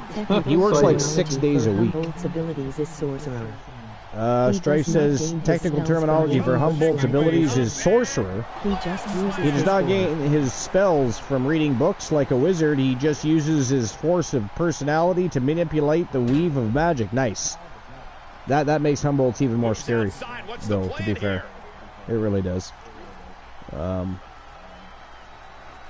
But yeah, there's all kinds of funny stories out there about Andre the Giant, and like Jake the Snake tells a lot of them himself. So, but let's jump into the Dirt Sheets and see what's going on there. Let's see if there's any new and interesting stories circulating here. We do have a rumor roundup from Cage Side Seats we could have a look at, actually. Roman Reigns creative, Copeland goes off script, and CM Punk information tied in there, of course. So this is, again, CagesideSeats.com. It is Randall Ortman. So, speculating on the rumors, no, I'm not going to read that part. It's just telling you that it's rumor mill, and it could be fact, it could be complete bullshit, etc. They use different words, but that's basically what they're saying. So here's the rumors for the day. So even though Vince McMahon's removal from the creative team has caused a lot of things to change in WWE, Fightful Select was told that Roman Reigns' creative process essentially remains the same. Roman and Paul Heyman are always heavily involved in that process. Whether it's Triple H or Vince in charge of creative, Michael Hayes also plays a large role in producing the Bloodline segments. Wrestling Observer Radio's Brian Alvarez initially heard that Nick Wayne chipped his tooth all the way to the nerve after he hit his face on the cement during this week's brawl on AEW. I mean, how shocking would that be if somebody got hurt on AEW? But anyway. Later in the day, Alvarez clarified that Wayne's tooth is chipped completely in half rather than all the way to the nerve. F4W Online's Dave Meltzer claims the October 28 episode of Collision is the date planned for FTR to get a rematch for the AEW World Tag Team Championships. Wow, look at that, ladies and gentlemen. That is it. That is all. The winner of the match and a new Legends champion after 28 Legends and 27 different championship title defenses. It is Ricky the Dragon Steamboat ending the reign of the one Elijah Archer. He is your new Legends champion, ladies and gentlemen. Congratulations to Ricky the Dragon Steamboat. Wow. Champion, the run ends there.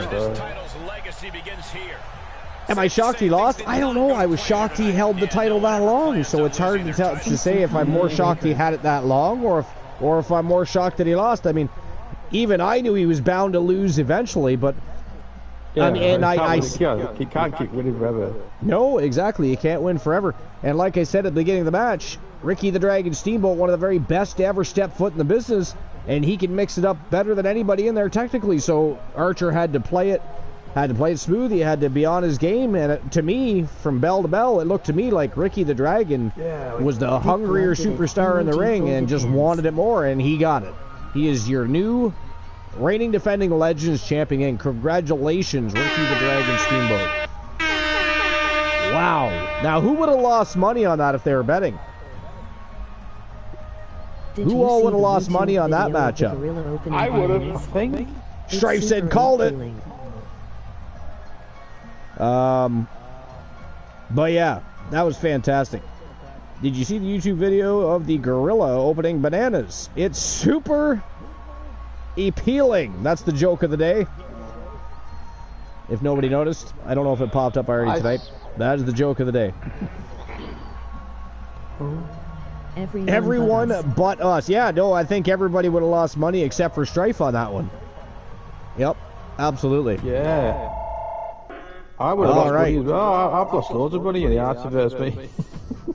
So our next match of the evening, ladies and gentlemen, is for the Junior Tag Team Championship. Now, originally, you probably would have seen the War Raiders going on to challenge the World Tag Team Champions, but before they could step foot into the management doorway and request that matchup, the Occult and their team management got to management before they did, and they want a shot at the War Raiders. They want a shot at taking home those Junior Tag Team Championships so they can challenge the World Tag Team Champions. So tonight, it is the Occult, Braun Strowman and Ricochet, taking on the War Raiders. It is a traditional 2 versus 2 tag team matchup, and of course you got Zay Ali coming out with the Occult. Looks like Brock Lesnar is going to be in tow for the War Raiders, but that's our next match of the night. Guys, what do you think? The Occult have looked fantastic. So have the War Raiders, though. They're undefeated as a tag team. Braun Strowman and Ricochet not undefeated as a tag team, but they have definitely made a comeback in the tag team division and have looked very good as of late. But do you think they have enough in the... do they have enough to take out the War Raiders? Or do the War Raiders keep the junior tag titles tonight and go on to face the World Tag Team Champions tomorrow night, perhaps even? What do you guys think? Luke, you go first. What do you think? War Raiders or the Occult? Biggest anticipation for this fight. The team with Brock Lesnar, like Roman Reigns. You're going with the Raiders? Yeah. All right, Glenola, what about you? Sorry, I'm a little sleepy, man. It's all right, no problem. I mean, it's late for you. I mean, it's 11:27 here. That means it's just about 6 in the morning for you, isn't it? No, 4:27. 4:27? Oh, that's right. You're only 5 hours ahead. Right. But still, 4:27 a.m. and you're here rocking it out with us on the broadcast booth. How awesome is that? Even though I am tired, but again, I've told you I don't sleep that well. So. Strife says Ricky was one of Archer's first defenses. Right? Wrong. Archer never defended against Ricky the Dragon Steamboat during this title run, and every single person he faced was the first time facing them during this title run.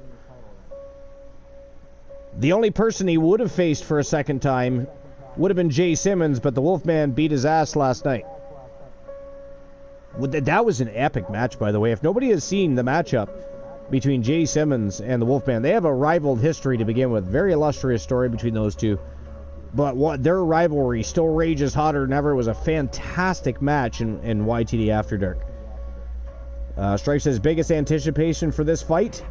Zay Ali attacking Brock Lesnar. Now that would be funny. That would definitely be funny. All right, I'm going to go with the Occult on this one. I don't know why. I feel like they're going to upset the War Raiders here tonight.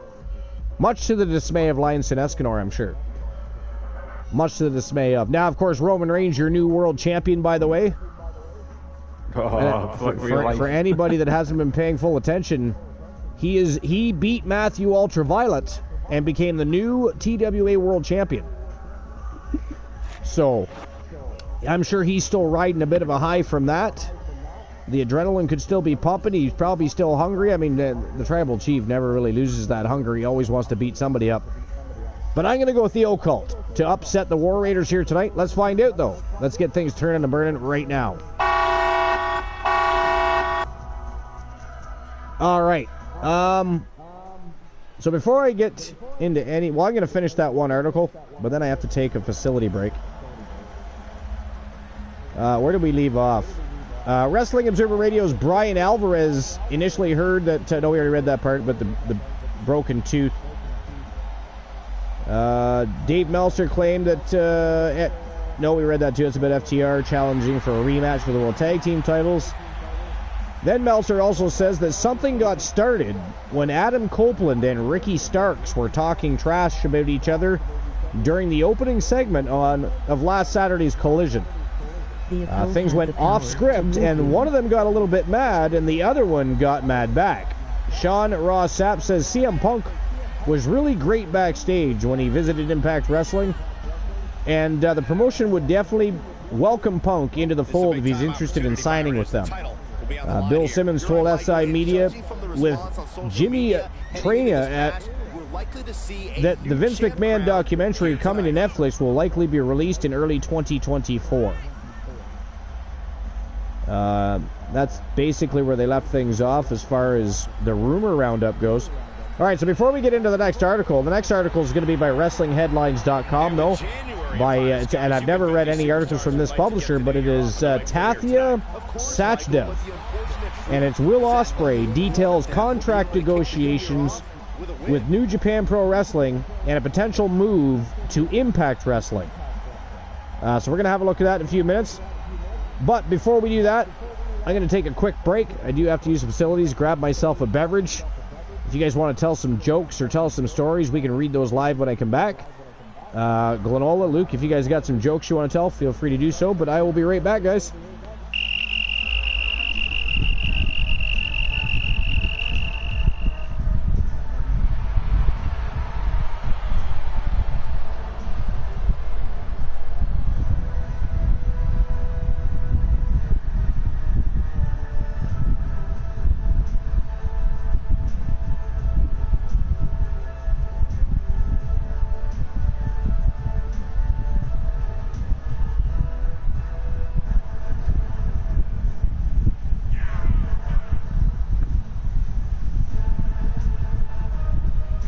Ladies and gentlemen, is our Tag Team Championship match. And this is the one I've been waiting for all day, Cole. What these teams can do inside that ring never ceases to amaze me.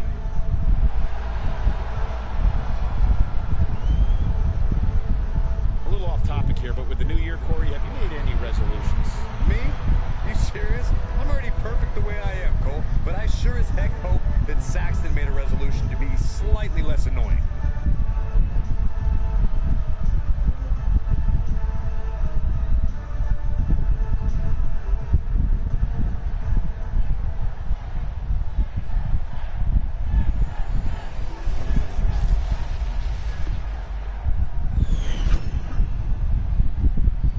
The following contest is scheduled for one fall and is for the Junior Tag Team Championship. Introducing the challengers at a combined weight of 575 pounds, Ricochet and Braun Strowman, the Order. And their opponents at a combined weight of 615 pounds. They are the Junior Tag Team Champions, Roman Reigns and Leo.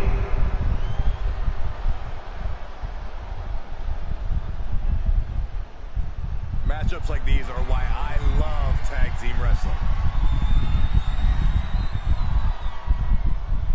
The Romans used lead pipes to move their water. That's not a joke, I'm just saying no one's perfect.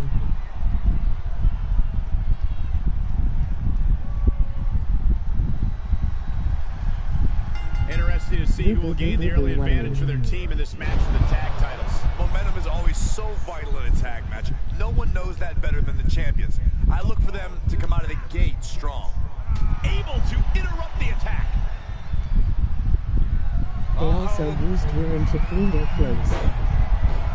The champion's down, the champion's down. Oh my God, we can have a new champion. An emphatic kick out, and there's still a lot of game left here. Strowman set for a ride.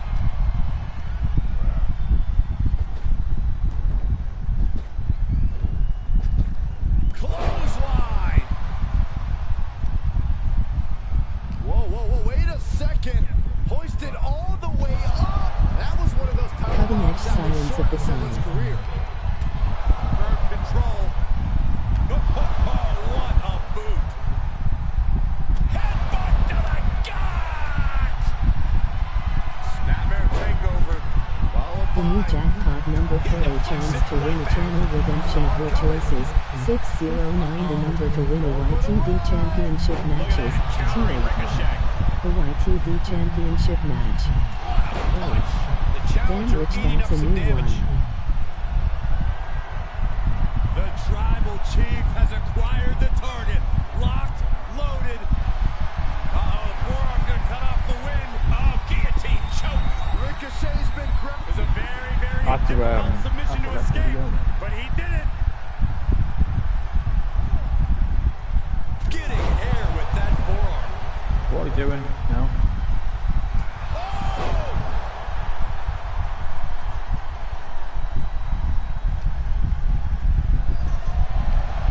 After more of these things where you can't speak. Right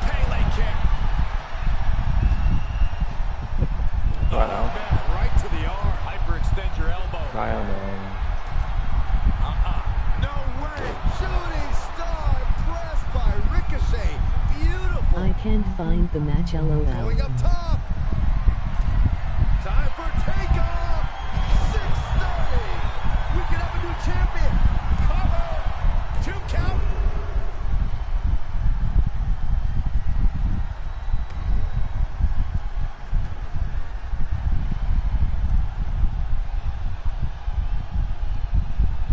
Big counter from Reigns. Punch lands. Covered by the champ. And the ref stops the count. Clothesline. Off with their head. Ooh. Kick lands. What's coming next? Taking their time. Sent into the corner. Superman punch by the Tribal Chief. Another one. Been attempt for the championship. Oh, and he kicked out at 2.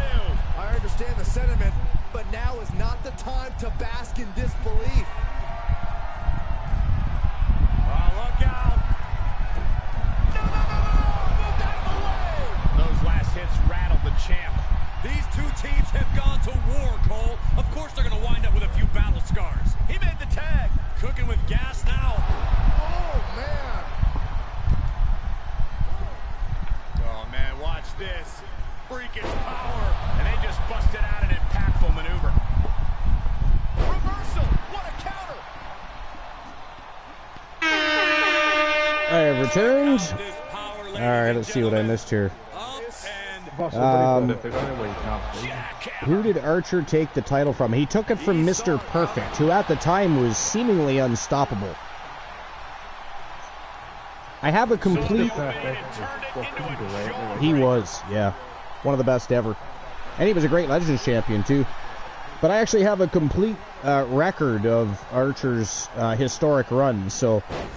I'm probably at some point going to create a section for legendary championship title runs for specific situations like that. And so far, of course, we'll have Archer, we'll have B. Jackson, we'll have the Wolfman Alan Severn in there. I got to go back and figure out who it was that Severn beat. I'm going to have Joe Link help me with that. I already have B. Jackson's and Archer's ready to go, so Wolfman is next. Once we have that compilation ready to go, I'm going to create the section for legendary championship runs. But yeah, so yeah, he beat Mr. Perfect for the title. Do you want me to list off? I can list off the people that he beat if you want. The matches we remember between Ricky and Archer must have been just from a normal match. Well, no, but Archer's had the Legends title more than once, right? So he has... Who Archer's beat off, huh? He has, yeah, exactly. He has defeated Ricky the Dragon Steamboat before. They're now 1-1. He has beaten Steamboat and now lost to Steamboat. All right, so here we go. Just for strife. So, in the beginning, Archer beat a seemingly unstoppable Mr. Perfect for the Legends Championship. Then he went on to defeat 28 Legends and have 27 championship defenses. That list starts with number 1, Sid Vicious. Number 2 was Damien, the Nightmare Damien. Number 3 was Shawn Michaels. Number 4 was Triple H. Number 5 was Stone Cold Steve Austin. Number 6, he beat Booker T. Number 7 was Goldberg. Number 8 was Kevin Nash. Number 9 was Zeus. Number 10 was Big Van Vader. Number 11 was the Ultimate Warrior. Number 12 was the British Bulldog. Number 13 was Bam Bam Bigelow. Number 14 was the Soul Man Jay Simmons. Number 15 was the Undertaker. Number 16 was the Wolfman Alan Severn. So he's beaten 3 streamer teams amongst all those other superstars as well. Number 17 was Yokozuna. Number 18 was Jerry the King Lawler. Number 19 was Jesse the Body Ventura. Number 20, Superstar Billy Graham. Number 21, Macho Man Randy Savage. Number 22, Bruno Sammartino. Number 23 was Jake the Snake Roberts. Number 24 was Andre the Giant. Number 25 was Cactus Jack.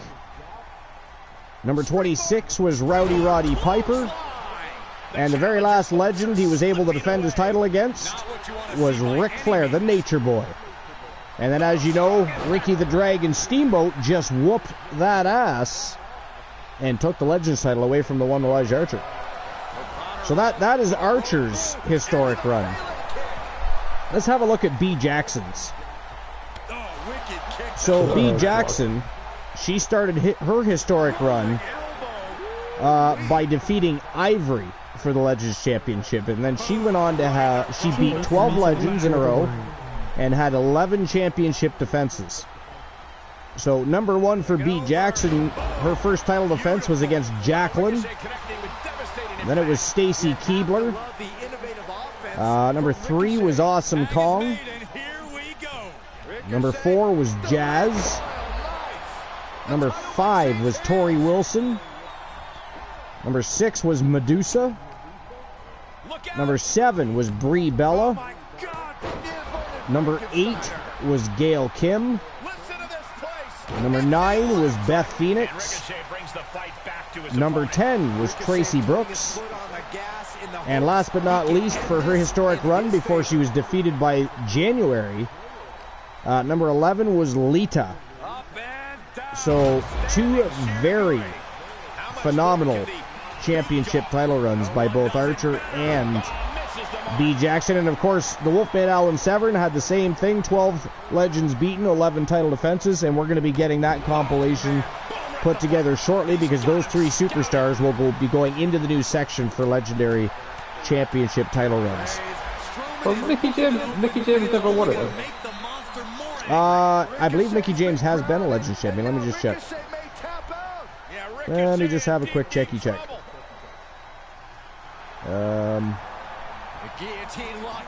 Yeah, Mickey James has been Legends Championship on 1 occasion. She lost it to Ashley Murray. Lost it to in the meantime, apparently Infinite Oni's watching Kickboxer. Shut up, I thought Mickey James wouldn't. There's the switch. I just sent Oni a message. I don't even know if he knew we went live already or not. I really, really want Mickey James to beat Trinity, and I don't think we're going to do it. Well, I mean, I don't know if they would call you biased or agree with you, because a lot of people love Mickey James. You know? Yeah. For many different reasons. Trinity could win. They both could win. It's one of those matches. Who do you... I know you want Mickey James to win, but do you think Mickey's winning, or do you think Trinity goes over? I gotta go for... I gotta back Miguel back. Yeah, I kind of figured. Go back Miguel. Yeah. Well, it wouldn't shock me if Trinity actually won this match. No, it wouldn't shock me either. You know, it depends what the agenda is, I suppose. I just don't. I mean, my opinion here is, why the fuck would you bring Mickey James back just to leave? I don't get it. Yeah, well, I mean, you know, she is getting up there as far as tenure, so it's almost time to put people over and push the new talent. But fuck that. But I mean, she was Impact champion not that long ago. Yeah, but she didn't give it up. She didn't lose it. No, she didn't lose it. That's correct. She did not lose it. I want her to have like kind of like, well, it's not going to upset me if she doesn't get this title, but like, I can see her have multiple titles, but I would like to see her have another one, like even if it's already short, like just so she actually, you know, someone that actually beats her for it, like instead of giving it up. Yeah. I don't think they picked the right person to beat her in the first one. I don't think Tasha Styles should have beat Mickey James for it. I think it should have been someone else. Tasha Styles to me isn't that good. No, not as good as Mickey. That was the only problem with that. Other than that, it was fucking great. I loved it. Stripe says fucking one note Roman. Froggy wants a 28 gun salute for the one. I hated the way they reused Mickey James in the second run. So, fucking hated it. I mean, I'm still a little bit in awe, even though I knew it was a possibility. I'm still a little bit in awe that Ricky the Dragon ended Archer's run. I think it's cool though, because I'm a big Ricky the Dragon Steamboat.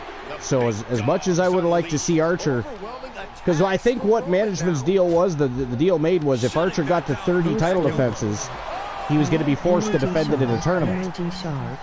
But Ricky the Dragon had a different agenda, and he completed his campaign, so it is what it is. Potterbog says this match is intense. It is intense. It is intense. The Occult have had their eyes on the War Raiders for some time, and now they're finally getting their hands on them. Escanor just took out the referee. Did you see that? Escanor took out the damn referee.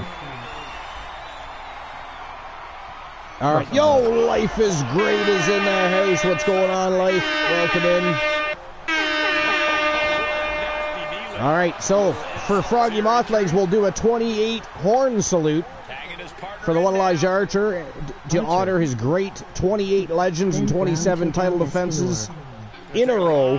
Here we go. Ready? Hey, Life.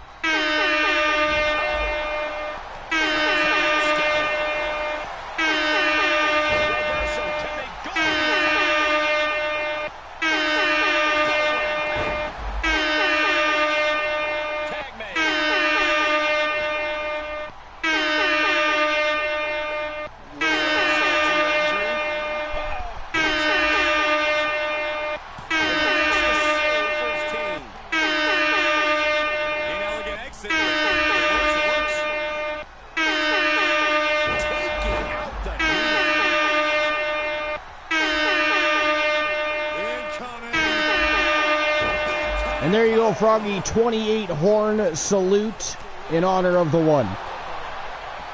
And of course, like I said, the Wolfman, B. Jackson, and Archer will all be placed in our new section when it's created for legendary championship title defenses.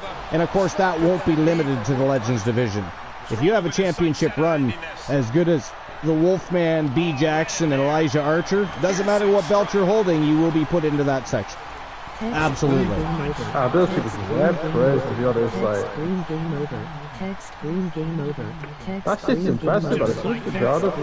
It is something to be proud of. Like, I don't know how many times I thought Archer was losing that title, and he somehow pulled matches off I even said to Glenn, I said to Oni, I said to everybody numerous times, I said he's got to lose eventually. I mean, Archer never holds the title this long. And he just kept going and going like the Energizer Bunny for a while. He really loves that title. But as everybody can see, he's also had his mind elsewhere lately. So maybe, you know, now that he's back in the tag team division, his longtime best friend and tag team partner, Jason Ironman, is back. They're slipping themselves back into the tag team title picture. Wow, that is it. That is all, ladies and gentlemen. The winners of the match and still junior tag team champions from Team Lion Sin Escanor. It is Roman Reigns and Escanor, the War Raiders, and they are still your reigning defending junior tag team champions. Congratulations, guys. Big win over the Occult. I didn't see no tap. Stripe says, I didn't see no tap. I'll be honest, I didn't see it either. I actually don't really know what happened there because the camera angle was, first of all, very shady. No, you couldn't really tell, but I didn't see a tap out either. Luke Bummer says, the Mickey Lover is on the booth. Stripe says, fucking ref, called a false tap. I think so too. I don't know if anybody's going to disagree with you there. Bullshit. Glenola, did you see tap out there? I did not see a tap out either. No, me neither. Luke, did you see one? Yeah, I see the tap out to the Hell's Gate. Oh, did he tap him out to the Hell's Gate? I didn't see the tap. Yeah. I did not see the tap. Okay. Guys, Luke the Gunner says he saw the tap. Froggy says bullshit or congrats as applicable. Jesus Christ, Froggy. He's pulling a Boss Apollo. He's taking both sides. All right, here we go, guys. Next match of the evening, and this is an Elimination Royale. This is going to be a slobber knocker. And look at the villain. Look at the Vixen villains in this matchup. You got Charlotte Flair from Team Mr. Pink Gaming. It is Mary Fuller. There was no tap. From Team Luke the Gooner 94, it is Mickey James. Hardcore country herself in this matchup. We, of course, have Stephanie Wolf from Team Soul Embers in this matchup. Jennifer Wolf representing the Wolfpack Gals and Team Glenola. And, of course, last but not least, the lady that's been sticking her nose in people's business as of late, especially over at YTD Academy After Dark, Bianca Belair. They are all looking to capitalize on this opportunity. This is for the vacant TWA Women's Television Championship. What do you guys think? If you were to bet on this match, wait a minute, never mind. Luke the Gooner's going for Mickey James. Glenola, how about you? I think I am going to go with Jennifer Wolf in this one. Jennifer Wolf? Sorry, Luke, I can't ask you. We know who you're going to pick. I mean, Luke is already pounding the pud right now as we sit in the broadcast, which, by the way, Luke, Glenola and I are not enjoying that. You really should put that thing away for now. Like, wait until afterwards. At least wait to see if she wins. I can't help myself, you know. Good God. At least point it in Glenola's direction, please. I'm not interested. Not interested. Not today, anyways. Not today. I don't know. I thought you might like it. Well, I mean, not today. Jennifer Wolf. You know what? That Ranger of it is hot, though, man. I like that. I've got three. I want to pull a Boss Apollo here. There's three people. Three people I'd like to see win this matchup. And no offense to anybody else. I'd like to see Bianca Belair win. I'd like to see Jennifer Wolf win. And I'd like to see Mickey James win. Which one of those, if any, are going to win? I don't know. You've got Charlotte Flair. You got Mary Fuller, that's a former television champion. You got Stephanie Wolf, former Pure Wrestling champion and tag team champion with Sky Wolf. I mean, really, at this point, these are villainous vixens in that ring right now. They are going to go to war in this Elimination Royal. You figure you got 6 women in the ring at the same time. They got to eliminate each other to win the matchup. It's going to be a barn brawler at very least. But here we go. I'm not going to choose a winner because I want 3 of them to win, and I don't know who to choose. I'll be honest. If you don't choose if I Mickey James, have to pick, you got to win with me. You're telling that. Well, I mean, I would like, I'd like to see. Stephanie Wolf just made her comeback not long ago. Or sorry, not Stephanie Wolf. Jennifer Wolf just made her comeback not long ago, and she's been out of action for the last couple of weeks. So I'd like to see her win this thing even. So if I was forced to choose, I'm going with Jennifer Wolf. It could even be Bianca, honestly. Like, no one's putting anything on Bianca. So. Well, you know, Bianca Belair's amazing.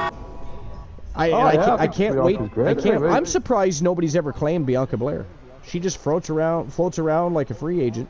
Archer, she's not signed to anybody. Are going to cash in the junior tag belts to fight the world. Thunderbug Destroyer says, Archer, me and Roman are going to cash in the junior tag belts to fight the Wolfpack tomorrow for the YTD tag belts. Well, tomorrow the YTD tag belts are not on the line, and the junior tag titles are for the world tag team titles most of the time, but you can actually challenge the YTD Academy champs if you wish. But if you challenge the YTD Academy tag champions, you'll have to wait until the next YTD Live. Because tomorrow night is Genesis. Tomorrow night will be a bit of a later start, probably 10:30 p.m. Eastern Standard Time as opposed to 9:30. Wrestle Wars Genesis going to continue the road to the 3rd annual Halloween Havoc that's just around the corner. That is going to be a thrill ride of a show. The 3rd year in a row that TWA presents Halloween Havoc. It's going to be a good time. As Glenola and I have always been reminding everybody, there's been only 3 stream previews that stood the test of time here at the Archiverse TV, and that is Bash at the Beach. We've had 3 annual shows.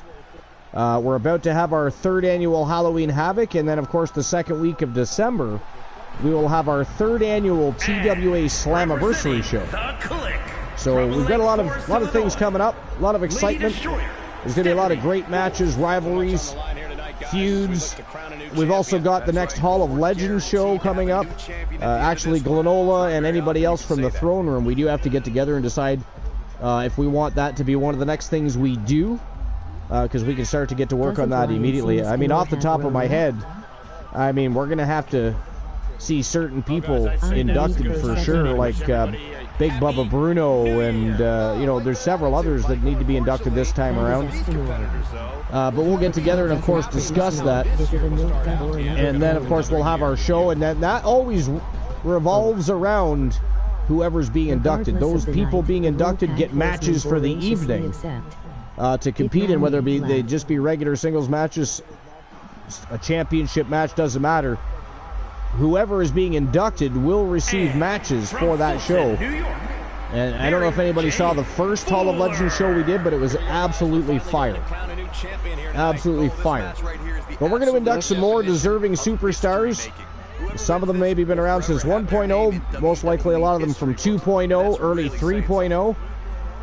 But it is going to be a good time. And then also, Glenola, our Joel Link Appreciation Night coming up as well. Yes, we got to get that going. We do have to get that going.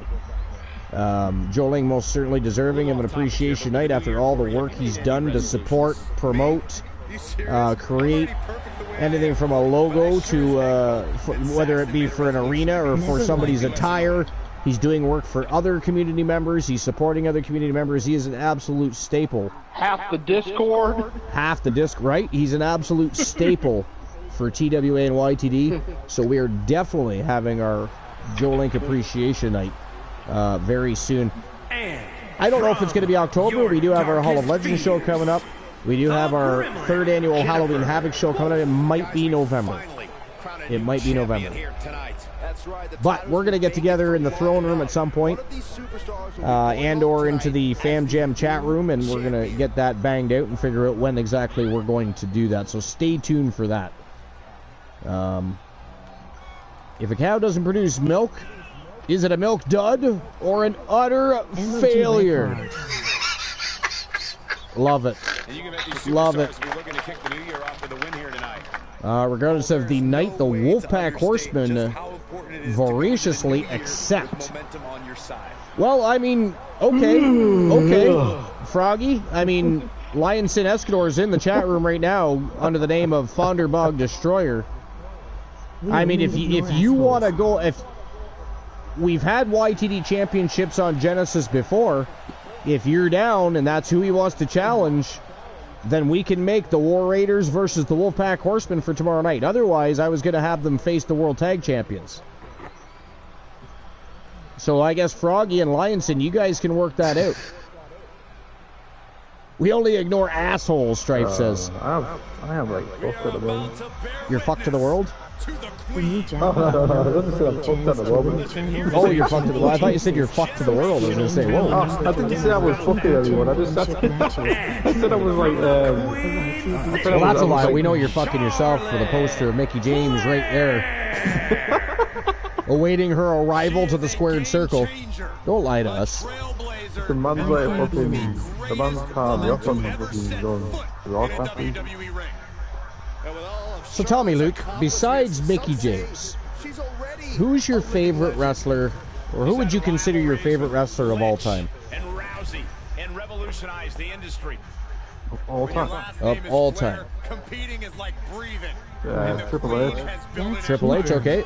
I mean, perfectly understandable. I can understand that. Glenola, what about you? Yeah, and always maintaining. Besides, I'd have to go. are you going to go Greek God Papadon? No, The Undertaker for favorite of all time. Do I hear Darth Glenola in the background? You might just hear Darth Glenola. Wow, we haven't had an appearance from Darth Glenola in quite some time. We are honored. Fantastique. I'd say now is as good a time as any to wish everybody happy. But I know a big favorite of yours from the independent circuit is, of course, the Greek God Papadon. Hell, before he got busy back in the independent promotions, he was signed to TWA Wrestling for a while. He was a champion. So perfectly understandable why Greek God Papadon would be a choice. But so Undertaker's probably your favorite of all time then. Yeah. Okay. For me, of course, everybody knows it's Bret the Hitman Hart. I liked many wrestlers, however, especially back then. You had so many great ones: Rick Rude, Mr. Perfect, Benoit, Malenko, Lance Storm. I mean, so many great wrestlers in the late 80s and 90s. I love Bret. He's one of my heroes. Well, I'm Canadian, so you know he's one of ours, because up here, Bret the Hitman Hart is about on the same level as Michael Jordan. Not even gonna lie to you, Bret the Hitman. Yeah, well, yeah. I'm not lying. Bret's like a fucking god to Canadians. He became, and the funny thing is, he wasn't just a Canadian hero. He became a worldwide phenomenon. Like, if they hadn't so badly wanted to push Shawn Michaels back in the day, if they could have veered into the future to see the absolute popularity of Bret the Hitman Hart, I bet you anything that there's no way they were letting Bret Hart go to WCW. Bret's one of my fucking heroes and wrestler. I'm English. I'm not even Canadian. Well, and of course, I love the British Bulldog, the Dynamite Kid. There's a lot of... I'll tell you, UK and Britain specifically, wrestling is huge over there. If you combine the fan base from the UK and Canada, we got more of a fan base for pro wrestling than the United States does even. And that's saying something, because the United States love their pro wrestling, but Canadians, we've always treasured pro wrestling. We put it on the same level as any other sport. Yeah. The two loudest audiences in the world, I think, are Canadian fans and fans in the UK. But Canada's never had, I think the most we've ever packed in was a little over 70,000 people, and that was at the Sky Dome, which is now, I think, the Rogers Centre now, or did they change the name of it again? Who the hell knows? But yeah, I was actually at one of those.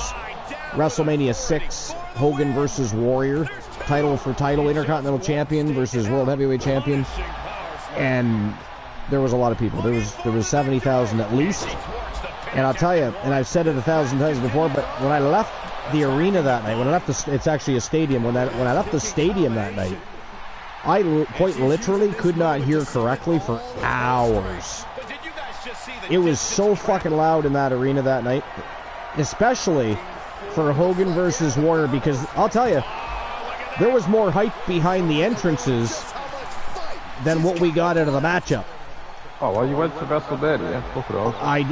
I also saw Hogan versus The Rock live at WrestleMania 18. Oh, wow. Okay. Yeah, so I saw two of the very best matches, probably WrestleMania matches of all time live. And that's Hogan Warrior and Hogan Rock. So I can't complain. You're guessing you are a Hogan fan, then? I mean, I was a Hulk Hogan fan, right? I mean, I'm not saying I dislike Hulk Hogan. It's much like the CM Punk thing. There's a lot of things Hogan said and did that I personally don't look at him the same way as I did. Do I hate Hulk Hogan? No. If he came to a local arena and promoted a show, would I mark out? Oh, hell yeah. It's Hulk Hogan. You know?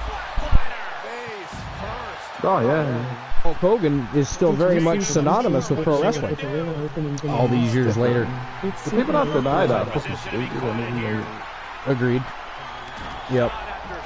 But yeah, so Bret the Hitman Hart, though, is my absolute all-time favorite wrestler. And I've never had a chance to meet him, but boy, would I like to even now. You know? Just to talk to him and listen to some of his stories.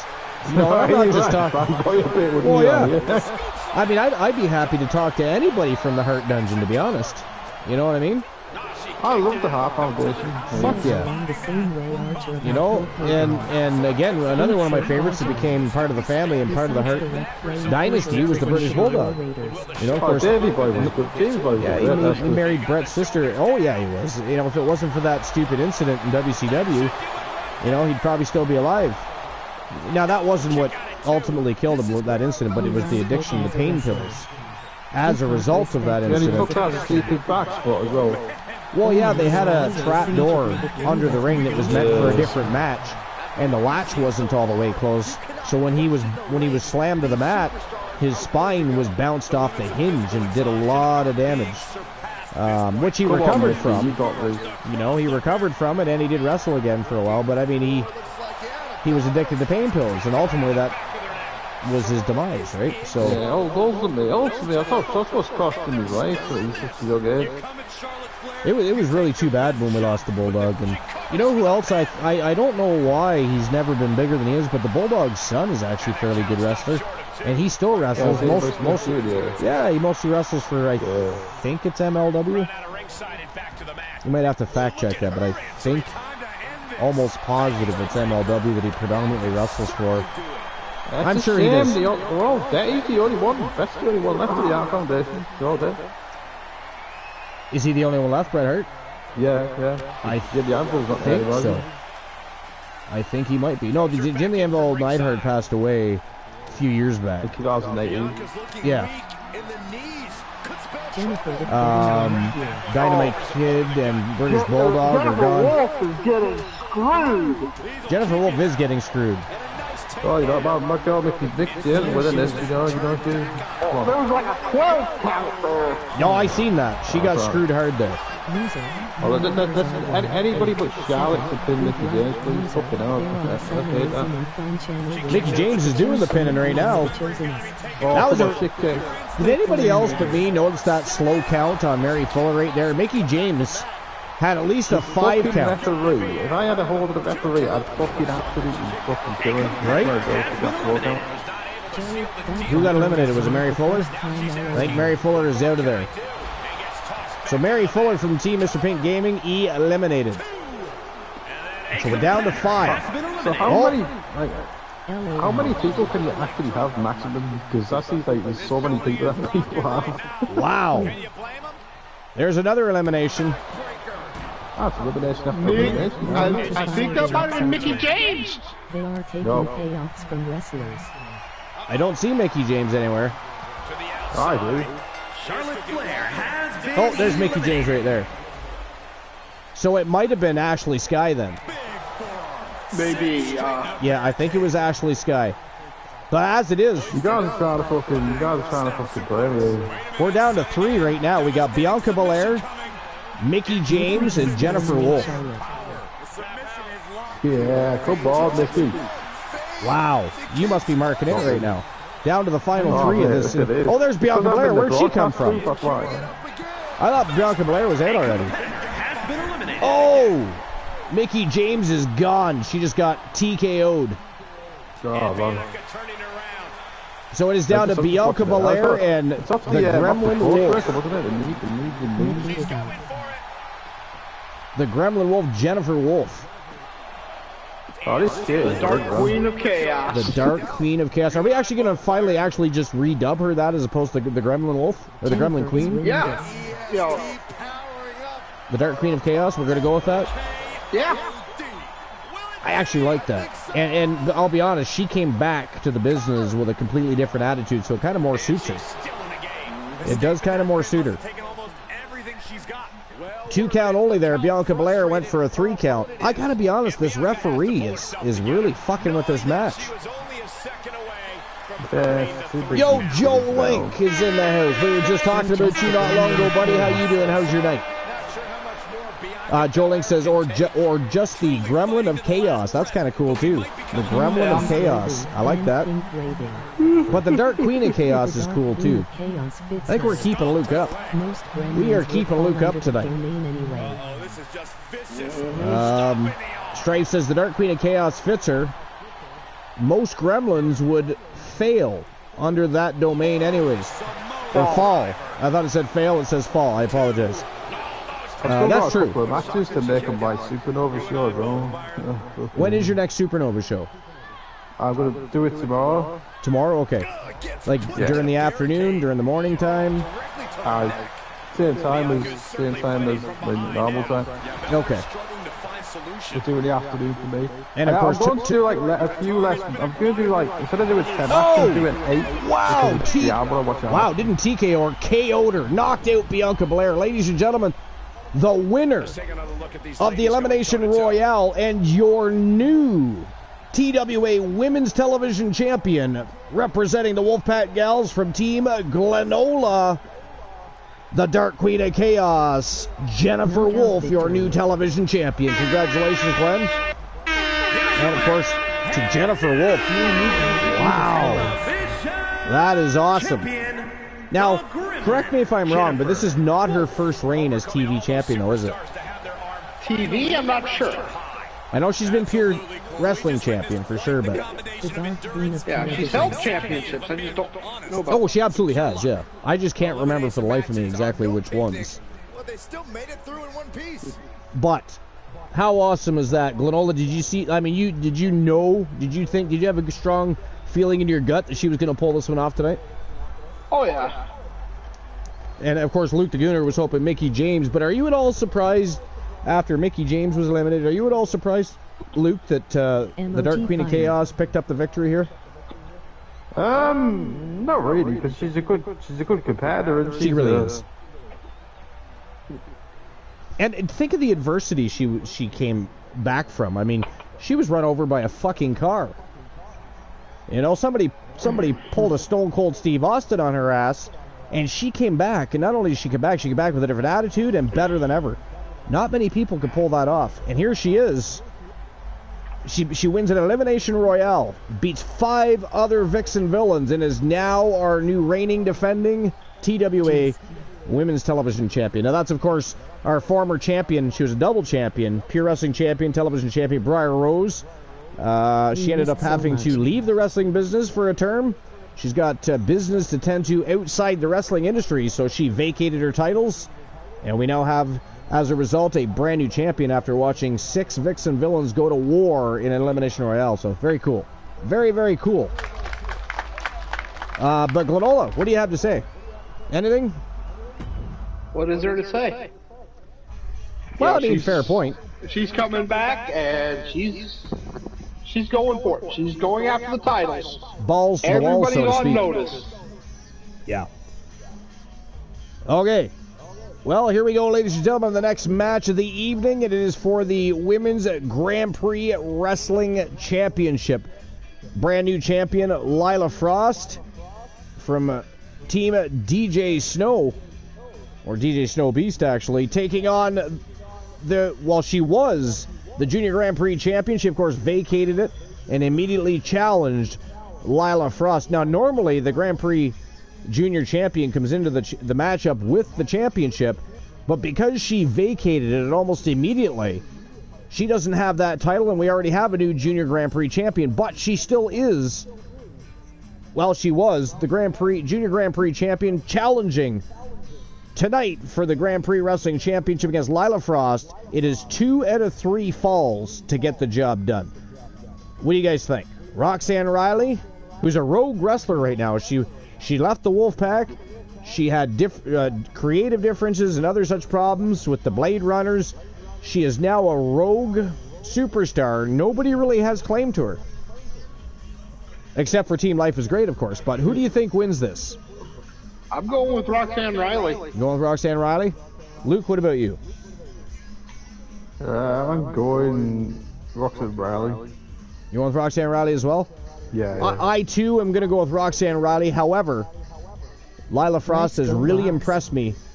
She is still undefeated in one-on-one matchups. She is currently the reigning, defending, undisputed Grand Prix Wrestling Champion. She is a formidable opponent for anybody, but she's got her work cut out for her against Roxanne Riley tonight, in my opinion, I think. But let's find out. It is time to turn and burn for the best 2 out of 3 falls matchup. YTD Academy Women's Grand Prix Championship on the line. Let's rock and roll. All right, guys. I actually have to pee again. I have no idea why. I think it's too much coffee. No, I do. It's weird. I just literally went and got a drink and used the facilities, but I think it's all the coffee. It's all the coffee. But I will be right back. Again, if you guys want to tell some jokes in chat, we'll read them when I come back. Or Glenola, if you got some Johnny jokes. Luke, if you want to tell a joke yourself. That's up to you guys, but I'll be right back. Yeah. I'll leave that to someone else. I'm not. Oh, you got a couple I ain't got jokes tonight. I ain't got any jokes tonight. But here we go. Try to.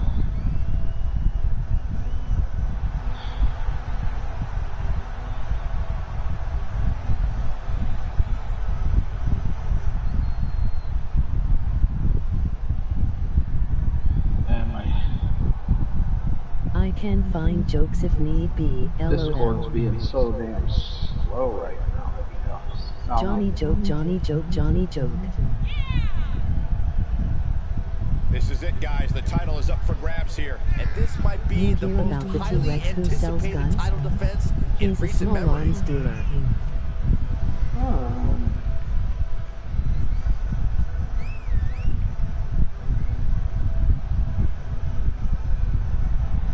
Well, What do you call a train that's always hungry? A choo-choo train. A little off topic here, but with the new year, Corey, have you made any resolutions? Me? You serious? I'm already perfect the way I am, Cole. But I sure as heck hope that Saxton made a resolution to be Of slightly course less our annoying. CO hosts could check out the joke page on Discord LOL. Discord. Archer's Army welcomes you to join us on the Archerverse Discord to either promote your content or just to chat and have a great time. Joy skipping the rest. GOAPS GH5WDS. Well, that worked well, LOL. Our penis was in the Guinness Book of World Records. But then the librarian asked me to leave.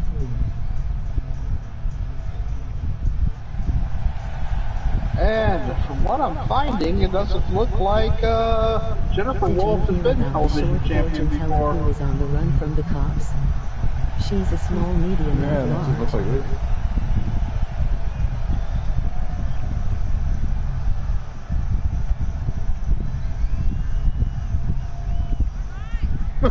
Good one, Stripe. Like that was good too. Titles on the line here in this one. And I don't remember the last time the champ was in this much jeopardy, Cole. Tonight might just be the night the title changes hands.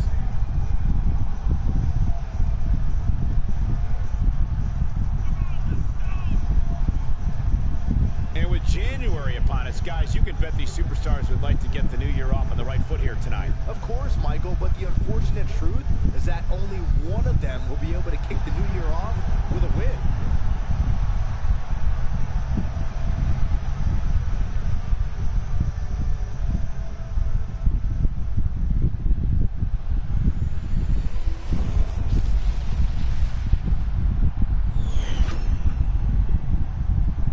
Introducing the challenger from Green Bay, Wisconsin, Sorceress Roxanne Riley. Okay. And her opponent from Zurich, Switzerland, she is the Grand Prix champion, Elle Frost. Damn you too. Every time we try and catch up when we notice we are behind, it just restarts the show and we have to track all the way back. As it always is when this title is defended.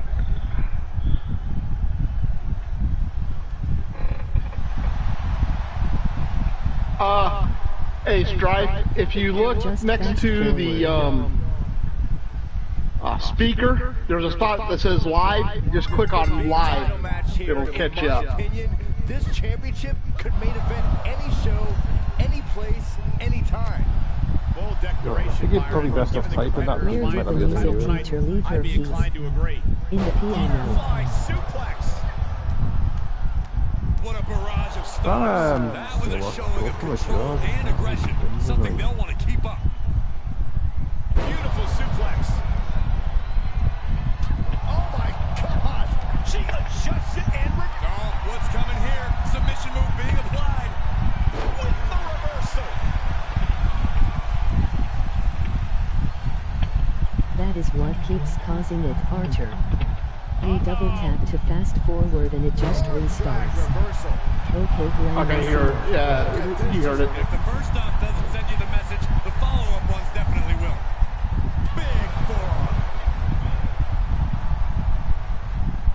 Arm wringer applied. Down for a European arm breaker. Gets out of there in a hurry.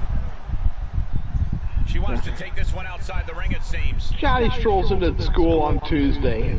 Teacher stops in the hall. Johnny, why weren't you in school yesterday? Drop kick to the spine. Sorry, miss, but my dad got burned. I'm sorry to hear that. I hope it wasn't badly. Well, they sure don't fuck around at that crematorium, miss. Something like a Falls Count Anywhere match. You have to be ready to adapt. Wherever your opponent takes the fight, you must be ready to follow. So expect the unexpected and have a plan in your back pocket for any. This could do it. Fends off the 3 count. We'll see if this is the start of a rally.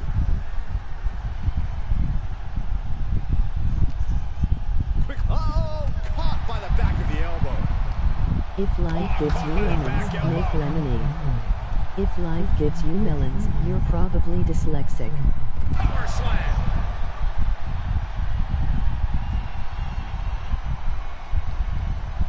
She's rising back up on those wobbly legs. Kicks the leg of their opponent, steps through. Here we go. Rolling deathlock. Rolling deathlock.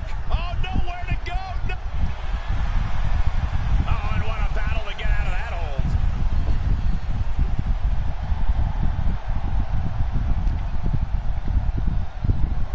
What a wrist clutch suplex. Cover. 2. Strong kick out at 2 from the champion. Getting dangerously close to ending it all there. Oh my God, a small What package happens when you driver. touch Dwayne Johnson but answer you got rock She's got her bottom? where she wants her. Oh, nice takedown. They're gonna lock it in. Oh, that's a good one, Joe. I'm not sure there's anything she can do here. Critical time here. Can they get out? Are they gonna tap? Can they break this hold? And they do. Rock hard bottom. And returned. All right, what have I missed? How's the matchup going? I'm gonna head off because I am so tired right now. No problem, Well, Luke. you have a good night. We're getting down to our final 3 matches of the night anyways. I mean, we might have a go-home happy match or 2. I don't know. We'll see how things go. Actually, I was going to ask you guys. I was thinking. Later, buddy. The Women's Junior Legends Championship now officially vacated as Amber Extreme cashed in to face January and lost. What do you say we have ourselves a Junior Legends Championship in the women's division, but who would you guys like to see face one another for that title? Sent crashing to the floor. I'm not opposed to seeing Mickie James in there. What do you mean? And it looks like she wants to take this match So outside. the Junior Legends Championship is vacant now. Amber Extreme cashed in for a shot at the Legends Championship, but January beat her. So that title is vacant. So after the main event, for a go-home happy match, we could have ourselves a Women's Junior Legends Championship matchup. But which women from the Legends division would you like to see competing for that title? Now, it can be a multi-woman match. It can be a one-on-one. Doesn't matter to me. I'll call Mickie James with that. Zia Lee wants a match, doesn't care. All right, we can get her in a matchup after the main event. You got to throw Mickey James in there, man. You want to throw Mickey James in there? Okay. Yeah. So I know you're going for the evening, and by the way, we of course all appreciate you being a part of our broadcast. You're a phenomenal addition to our broadcast booth, and we really appreciate you taking the time. You guys like being here.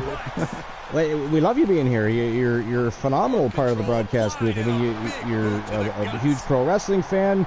You've got, so I mean, you've got a great promotion of your own. By the way, LCW. Could we actually get a show? We can't shout fucking nobody out. We are on YouTube. But it is. Can somebody please type in twitch.tv/LukeTheGooner94, please? We can at least do that much. It has to be a mod. So it has to be Strife or Glenola or somebody, but if we can get a shout out for Luke the Gooner tomorrow, and I expect to see everybody there. Wow. Before I finish that sentence, ladies and gentlemen, that is it. That is all. The winner of the best 2 out of 3 falls matchup, and still reigning, defending, and now undisputed YTD Academy Women's Grand Prix Wrestling Champion from Team DJ Snow Beast. It is Lila Frost picking up the big W and retains her gold. Wow, I actually thought Roxanne Riley, guys. I really did. Really, really did. Wow, we can talk about that in a minute. But anyways, Luke, we really appreciate you. You're a fantastic part of our broadcast booth, and we appreciate you taking the time to come hang out with us. Not just in the chat room, but right here live with Glenola and I on the broadcast booth. You're awesome. And I expect everybody, if you have the time, stop by Supernova, LCW Supernova, tomorrow. At what time, Luke? Should have cheered for Lila, so we won. It's 2 p.m. my time. The start 2 p.m. my time. Is it just Luke the Gooner, or is it Luke the Gooner 94 for Twitch? Luke the Gooner 94. Yeah, so you gotta. It's Luke the Gooner 94, Glenola. Yeah, almost. Oh, sorry. Apparently, there's a Luke the Gooner too, though. That guy's not me. I gotta get a shit. I don't know why. Do I not have... I'm going to check right now. Do I not have a fucking shout-out command for YouTube? I mean, how stupid is that? Hold on, I'm going to look. I got to look now. We've got Kenny Omega taking on Seth Rollins. 95? 94. 94. 94 is the year we're born. See, I do have a shout-out command. You can try the shout-out command. I just don't know if it'll work. No, hopefully that's the right link. Appaloo. Now I want to know if it works. I'm actually going to try it. And hello, Boss Apollo. Yo, Boss Apollo. Boss Apollo, if you have the capability and you want to join us on the broadcast, feel free to do so, buddy. Luke the Gooner is heading out for the night. It's just going to be Glenn and I. And I'm not going to be here much longer. Well, we're down to our final 3 matches, but I guess... I'm trying. Even if you don't make the go-home happy match, that's okay. There's a VOD. Yeah. Rowdy and ready. Luke the Gooner 94. I want to see if the shoutout works. So Luke the Gooner 94. Oh, it does. Good. Except for I don't see the link. Communities will remain strong by our I have to fix it because it's not showing a link. Maybe if you put HTTPS, // in front of the Twitch team.tv. Let me just check and see what I got for the shoutout. Oh, I know why. It's because the commands aren't the same between Stream Elements and Twitch as they are for Stream Elements and YouTube. So, like, for instance, the Towser doesn't work. Okay. So we have to insert it manually, which is stupid. So I got to figure out how to do that for YouTube, because that's kind of silly. Oh, and I was going to tell you one thing you missed, Archer. I did tell a Johnny joke. You told you son of a bitch. I cannot believe you told a Johnny joke without me here. Just because I told you wanted me I was just going to say, just because I told you to do it does not mean that you do it. You don't. I mean, what's wrong with you listening to me?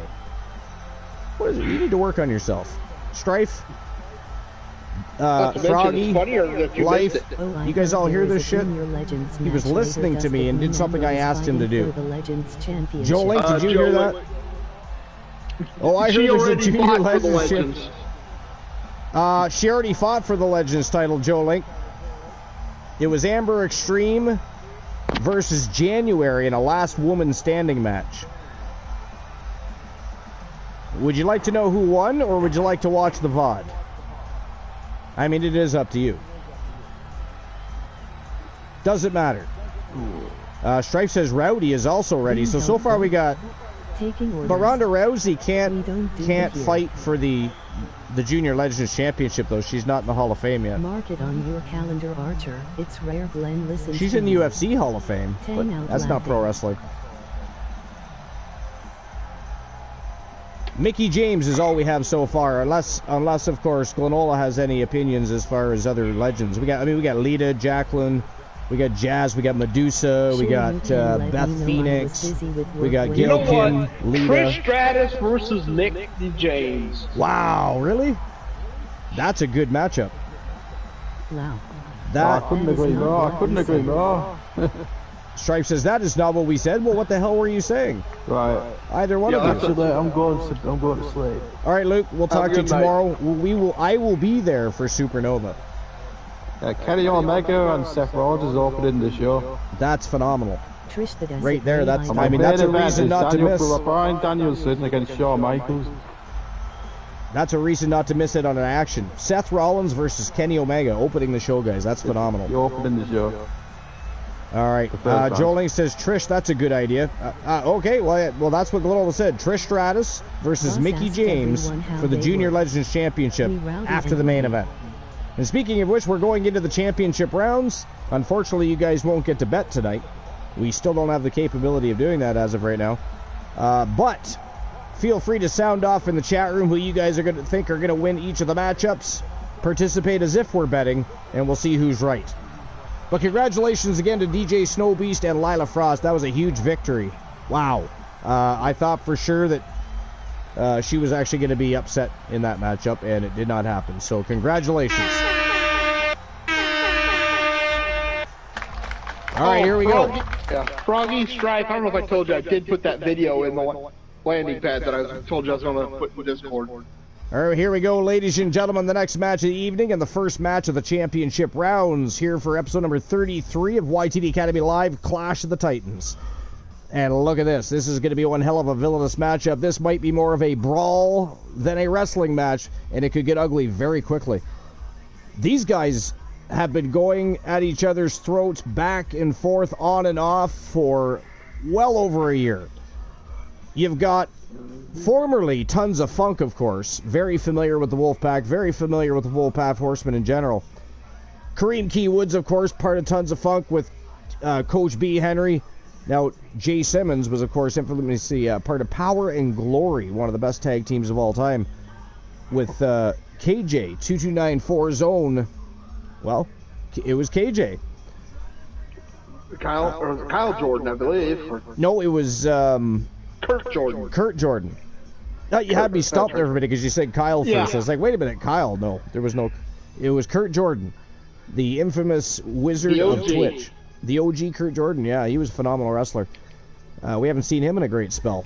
But then, of course, the Phenom Joel Lincoln, also very, very familiar with dealings with everybody from the War of the Machine, the Wolfman Alan Severn, Lobo Dexter. Of course, he probably wasn't Lobo Dexter at the time. God knows what he was. And we're not even going to go there because it'll just put ideas in his head. But this is going to be one hell of a matchup. It is a rematch of sorts. They earned their way there, but it is a rematch for the YTD Academy Tag Team Championship. It is the Wolfpack Horsemen entertaining Phenomenal Soul, and it looks like Kareem Key Woods and the Soul Man going to join Coach B. Henry and the Phenom Joel Lincoln at ringside. This could get really interesting really fast. But what do you guys think? Who wins this matchup? Is it going to be the Wolfpack Horsemen or Phenomenal Soul? Well, I would think you would, to be fair. Now, don't get me wrong, you've bet against your own team in the past. Glenola, one of the most unbiased when it comes to stuff like... He's literally bet against his own superstars, his own teams, when he thought it was necessary. Or sometimes he did it just to fuck with everybody, but... And won. Yeah. And would win Archer vs. Bucks in the process. Sneaking in those Archer vs. Bucks. You like to do that, but... How many Archer vs. Bucks do you have again? Well over 200,000, you said, right? 230-some thousand. 230-some thousand Archer vs. Bucks. That is ghastly. All right, so let's see. I think Joe Link has more than I do. Joe Link has more? I don't doubt that, actually. So. I don't doubt that. Mark it on your calendar, Archer. It's rare Glenn listens to you. I know, right? That was from Life, by the way. I saw it. Yeah, you saw it? Okay. Very true. Joe Link says, sure, you can let me know. I was busy with work when it happened. Okay, so January beat Amber Extreme. I mean, it was a really good match, though, to be fair. Last woman standing, it was phenomenal. You should go watch it either way. Gonna let her cool off first. Let's see what else was said here. Boss asked everyone how they were. We rowdy and ready. That about sums it up. The electricity is flowing. The show is rolling, and it has been a great show so far. Absolutely phenomenal. I'm really looking forward to tomorrow night's Wrestle Wars Genesis. See, Archer, we had a match set up until you changed it to the title match. Life says, I don't know this wizard. The only wizard we know is Humboldt. Well, see, Team KJ2294 was the OG wizard of the Archerverse. I mean, he did some bastardly things to the Archerverse TV back in the day, including stealing our viewers for 2 minutes. Took us 2 minutes to get our viewers back. It was disturbing. All of a sudden, we're watching KJ stream. Right, and it was back then we had of course our WCW brand still, Wolfpack Championship Wrestling, and at least that's what it became dubbed as, because the Wolfpack Horsemen took the fucking show over. It was theirs. It was. And they were such a dominant force. But anyways, yeah. So it was WCW WrestleMania. And all of a sudden we're like, I don't know, halfway through the card or maybe just before the half-point mark. Either way, all of a sudden our viewers end up over at KJ's stream watching his channel. And we're like, wait a minute, where'd everybody go? And it took us 2 minutes to get everybody back. So yeah, he pulled some crazy stunts on us. Technically, KJ2294 was the first name on the list of Archer. Before there was a list of Archer. Yep. Nobody was allowed to say it. No, nobody was allowed to say it. Yeah, that was the whole fun, was trying to get KJ to say it, or get Archer to say it. And right, I was just gonna say, people kept fucking with me, and you know how I read things. I read them word for word. And in Glenola, I don't know how many times it's caught me in that bullshit, but KJ, and not just KJ would come in and do it, but everybody would come into the chat and be typing a sentence, all of a sudden KJ2294 being there. And I did get caught a couple times doing it too, for Christ's sakes. That was where the original idea for the band came up from, actually. But you know what's funny? I was the first. I was the first person banned by Archer for villainy. But the first person to ever utilize the band, because at first everybody was like, well, should we do it or not? Nobody was really 100% sure if they should actually use it. So out of nowhere, all of a sudden I see banned for one match pop up, and I didn't see who did it right away, and I just went, fuck, I got banned from a match already? I think it was like the first match of the night even. And then I took a second glimpse, and of all people... It was J Negative Gaming, now known as Anime J. No, not in 1,000 years. If somebody said, "Who do you think the first person to ban you from a match will be?" I never in 1,000 years would think that J Negative Gaming would have done that. Blew my mind. I was traumatized. It was crazy. Rox watches Saya yeah, Saya was the first person Archer banned for villainy. Me? Are you serious?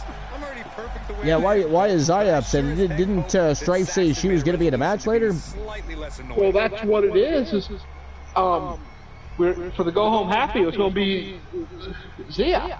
and then you changed it to the Junior Legends title. Well, match. I didn't say that She's that not match. qualified. I didn't say that match still wasn't happening. I just said she couldn't fight for the Junior Legends title. I mean, if Xia Li wants to challenge somebody, feel free to do so. I mean, you'll have to jump over to Twitch, redeem a match, put it where it needs to be, and then come back here and post this for people to see, but...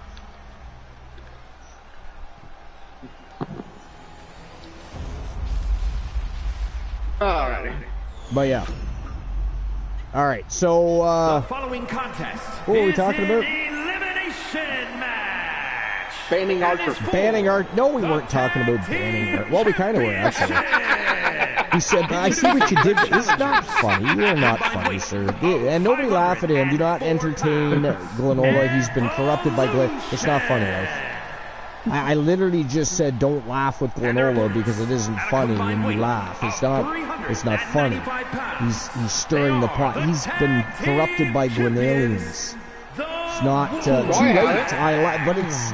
And now you continue to laugh. So not only did you tell me too late, now you're still laughing. You can stop at any given point, Life. It's really not that amusing. It is not funny. There is no reason to laugh. The Glenalians come in peace. Never come in peace, never friendly, always bastardly, stirring pots, causing chaos, leaving a path of destruction in their wake. I don't find that friendly. I have to say, the tag titles up for... By the way, are you at all excited for the movie about the Von Erichs? I'm looking forward to seeing it. No, of course, wait until it's on video or, you know. Well, I suggest you... do you have like a Fire Stick or an Android box? I got Roku. Okay, so is it jailbroken? Like, can you download shit to it? Well, that is the second time for sure. Well, I can have different services to it. Okay, so look, go to your downloader and search Cinema HD. Oh, that was not available on it, but I have that on my phone. Okay, yeah, Cinema HD is fantastic. You can watch whatever you want on there. And they're pretty good at update. Now, for a while there, it was kind of fucky, but since the last update, it's working fine again. I've been watching, I watched Afterlife on that. Afterlife. Ghostbusters Afterlife. Oh, right, Ghostbusters Afterlife. I thought you meant there was like a new TV show or something. You know what? Ghostbusters Afterlife was fucking good. It was. There's no other way to put it. It was a true Ghostbusters movie. Yep. It was way better than Ghostbusters 2, and obviously way better than Ghostbusters reboot. The most you know what? Like I own it just because it's part of the franchise, but I have watched it a couple times. I didn't after I went back to and it just eliminated from my mind that it was supposed to be a Ghostbusters movie and just tried to enjoy it for what it was. It wasn't terrible. But it did not belong as part of the Ghostbusters franchise at all. Nope. And of course, they completely ignore that with the new. And they're doing another movie too. They're going to be doing more movies, and that's I love how they set it up at the end of Afterlife. Yeah, and it looks like the original Ghostbusters are going to kick around for a bit. I imagine they'll go away after the second one, but that's cool. Yeah. Right. He fends off the attack. Yeah, it was kind of a nice way of setting things up. Yeah, no, it really was. F Movies is another good movie site. F Movies, okay. Does anybody have any good sites for watching wrestling? Because the one I use has stopped working, and I cannot figure it out. Yeah, I have a really good site. I have two of them. For Twitch watching. and YouTube. I would like to slap you right now. How dare you? Yeah, really good site. You can go there, you can turn on the Archerverse, or in this case, YTD, and you have great wrestling. And if you do it here on YouTube, you have it on demand. We've seen a movie pack of the Ghostbusters movies at Walmart. It was the originals and Afterlife. The 2016 movie was not involved. No doubt it wasn't involved. Yeah, that is being eliminated, I mean. You know what I mean? I watched a video here on YouTube where they were comparing scenes with the same purpose between Ghostbusters 1 Oh shit, Lobo Dexter's and the gone. remake. Guys, Wow. Lobo Dexter is out. Marshall Omega is in there by himself now. That not good. Not good. No. I had forgotten this was an elimination style matchup. It's a traditional elimination matchup, though. It is not false count anywhere. And if I'm not mistaken, DQs are on as well. Like, you can be disqualified. You can be counted out and disqualified if I'm not mistaken. But and the scene of them introducing the proton packs. Yeah. You know, in the original, nice, simple. Ghostbusters That discussion in the elevator. You know, not having coincidental test of this equipment. Yeah, all that. Okay. In that same purpose scene, it took like 20 minutes. You're not 10 wrong, to 20 Strife. minutes in the Abomination. And, you know, it was done beautifully in that the first one, you know. They walk out, get startled, blast the shit out of the main cart, successful test. You know, it's looking more and more like we might see new tag team champions tonight, and this will be the first time in many moons. I believe they've defended the titles 3 or 4 times now, the Wolfpack Horsemen. But tonight, I don't know. Phenomenal Soul just seems to have a fire lit tonight. Oh, nice reversal by Marshall Omega. He's trying to turn the tides here. He's setting up. Oh, look at this. Oh! That was a bit like a Batista bomb. But 2 count only, though. I've never been able to make it through the 2016. Oh, I've watched it a couple times. You know, it's definitely not a true Ghostbusters movie. You know? It really is. You know what I'd like to see? Do you remember the Filmation Ghostbusters? Oh, yeah. I would like to see them do a movie of that. I always thought that was cool, too. Yeah, that would be fun. Yeah, sure it would. Imagine the potential there. Did anybody else watch the Filmation Ghostbusters? As a, you know, obviously the real Ghostbusters is everybody's favorite, but I own the whole series of the animated, the real Ghostbusters, actually. I saw them being sold really cheap. Now, I bought them on DVD. I wish I could have got them Blu-ray. But if you saw what I paid for the entire series, you'd understand. You know what I mean? Like, there was literally, I could not pass it up. I could not. And I love that show. I love that show. It was entertaining.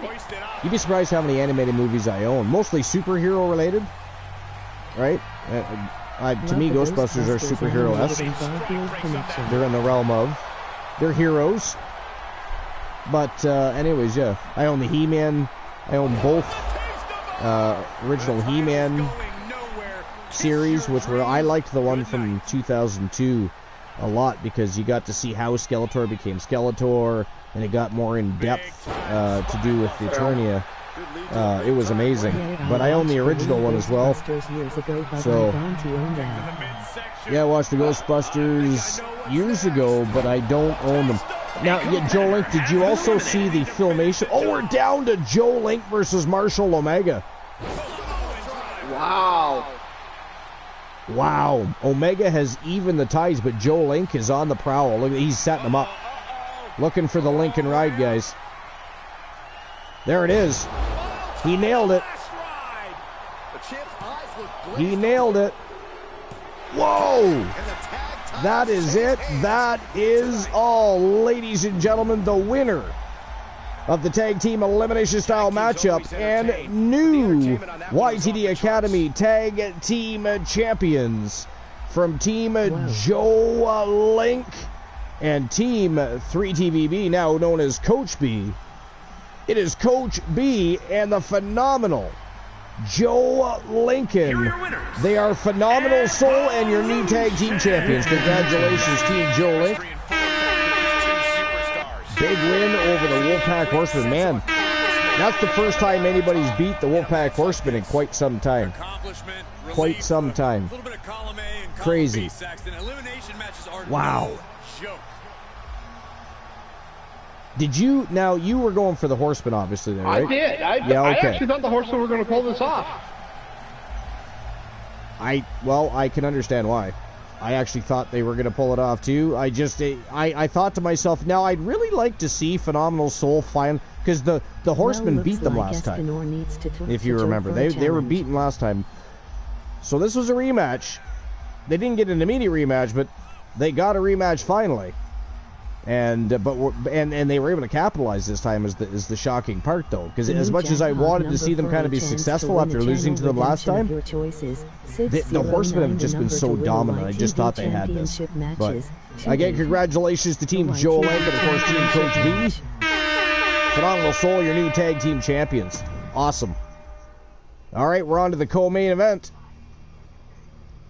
and look at this. We've got the newest tag team on the block, and for the life of me I can't remember during Matthew Ultraviolet's long ranted speech what he said his tag team name was, but it is the newest tag team on the block. They have not yet even had a tag team matchup, but tonight it is Ethan Mercedes with Matthew Ultraviolet in his corner taking on Alex King for the YTD Academy Pure Wrestling Championship. Now, guys, who do you think takes this match? Ethan Mercedes is on a roll. He is undefeated in singles competition. Alex King has but one blemish on his record. He avenged the loss, went on to become the Pure Wrestling Champion, and has defended the championship, I think, twice now. Maybe 3 times, I can't remember. But tonight he puts the title on the line against Ethan Mercedes. Who do you guys think takes this matchup? Strife says King's going to take it. Has more to prove. You think he has more to prove? And let's be honest, Ethan Mercedes at this point might be sidetracked by the whole tag team division concept. The whole idea of entering the tag team division, and that is no walk in the park for any tag team. I don't care who you are. Look at the tag teams you got between Demolition, the Coalition, different teams from the Wolfpack Horsemen. You've got the Weapons of Mass Destruction out there, the Samoan Coalition. I mean, it is a deep division, and many formidable opponents, former champions, tag team champions, singles competition champion. I mean, the tag team division is hot. So they've definitely got they've got their work cut out for them, I'd say, Glenola, wouldn't you? I think yeah, go ahead. I don't know who I'm going to choose on this one. I don't think I'm going to predict, but it's going to be a hard fought match, I think. Well, I'm thinking if King gets a straight up match here, I think he might be able to take it.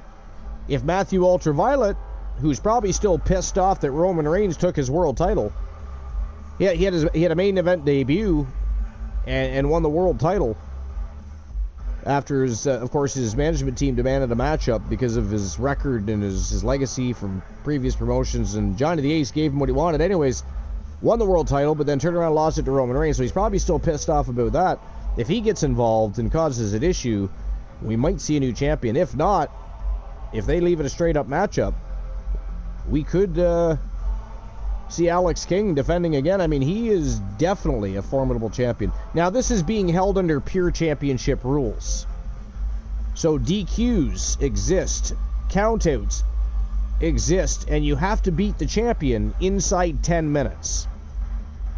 Now, Pure Championship rules, there's no pun intended there. It is not just for the Pure Championship title belt.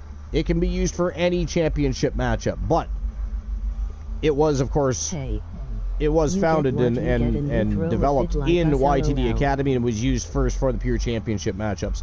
Tonight, that is the rule set. Ethan Mercedes versus Alex King. Glenola's not sure who's going to win this thing. I'm going to go with Alex King if it's a straight one-on-one matchup. If things get dirty on the other side of the fence, I don't know. You got Matthew Ultraviolet and Ethan Mercedes in there. 2-on-1. That's a numbers game to me, so I don't know. But let's find out. YTD Academy Pure Wrestling Championship on the line. Let's go.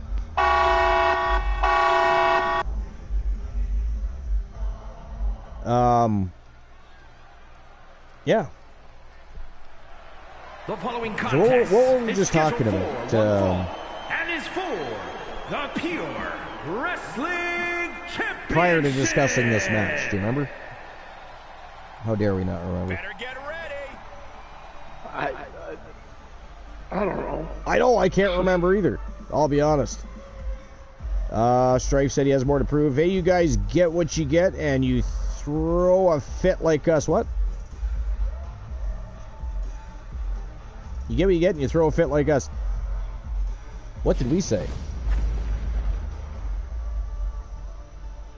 I don't even know what the fuck we said for that response. To go home happy ladies legends match. To go home happy ladies legends match. Ladies? That's a stretch. Did you see some of the people in the women's legends division? I don't know about ladies. On the line here in this one. And I don't remember the last time the champ was in That's this a little much crazy. jeopardy, Cole. Tonight might just Vixens, be the night the title Vixen changes villains, crazy bitches. I don't know about ladies.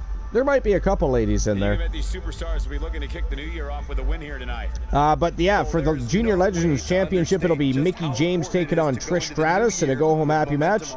And of course, we're going to have Xia Li in a matchup as well. I don't know. Strife, who is she going to face? Were you going to redeem something, or do you just want a one-on-one match for her with somebody, or what were you thinking?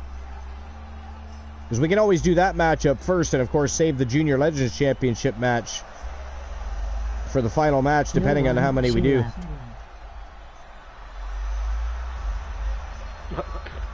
She went home. Well, why doesn't somebody get on the horn and call her and see how far away she is? Maybe she can turn that ass around and come back for a match. Who knows? She must have a cell phone. What is wrong with you guys? Work on yourselves. You need better communication with your team members. I'll tell you, Cole, the champion has never looked more dominant than right here, right now. But if not for Xia Li, what's another match somebody would like to see in addition to Trish versus Mickie James for the Junior Legends Championship?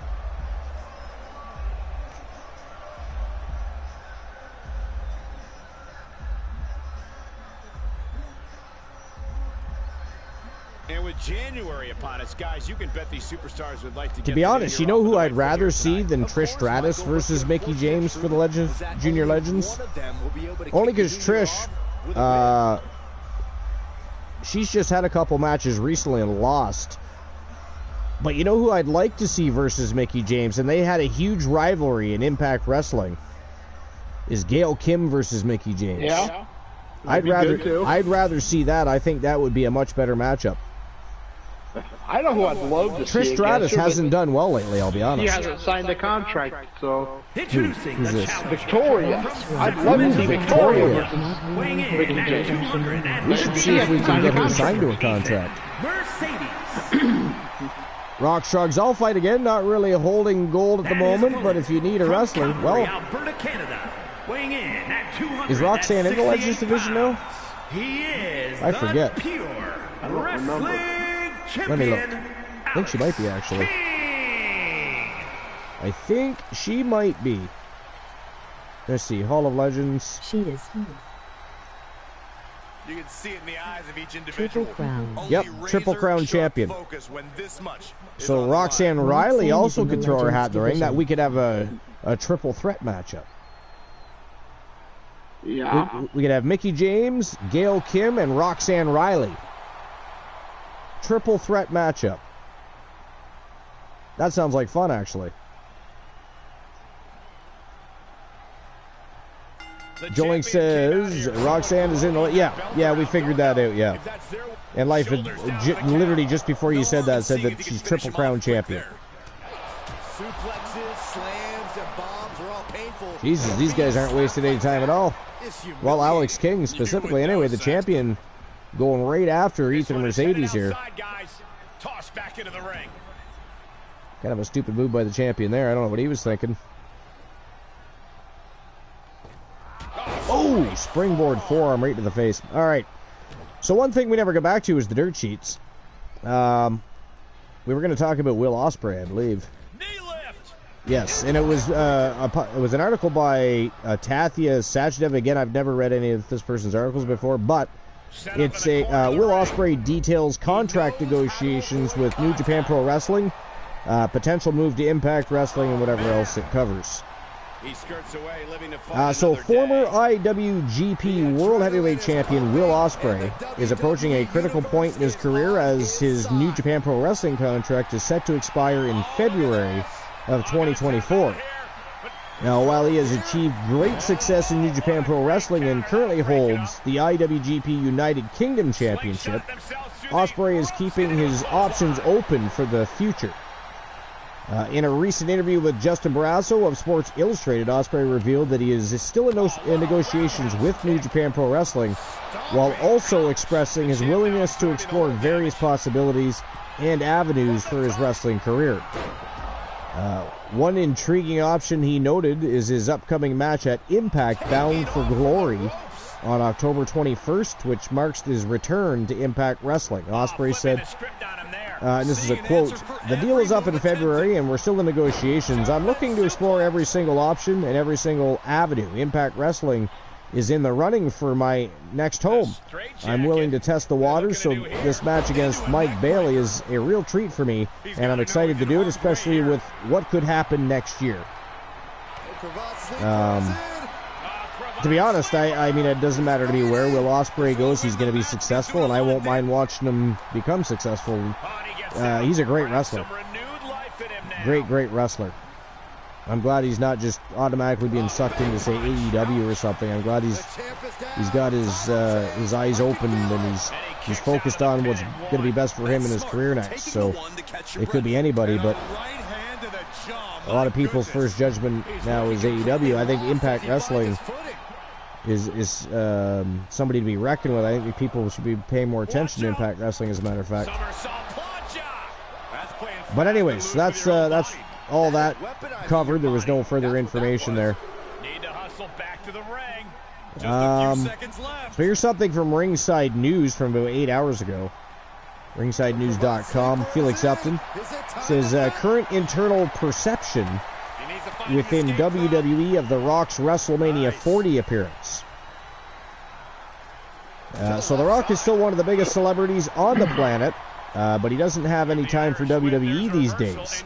With WrestleMania coming up in a few months, the rumors about the Great One's return are churning in the rumor mill once again.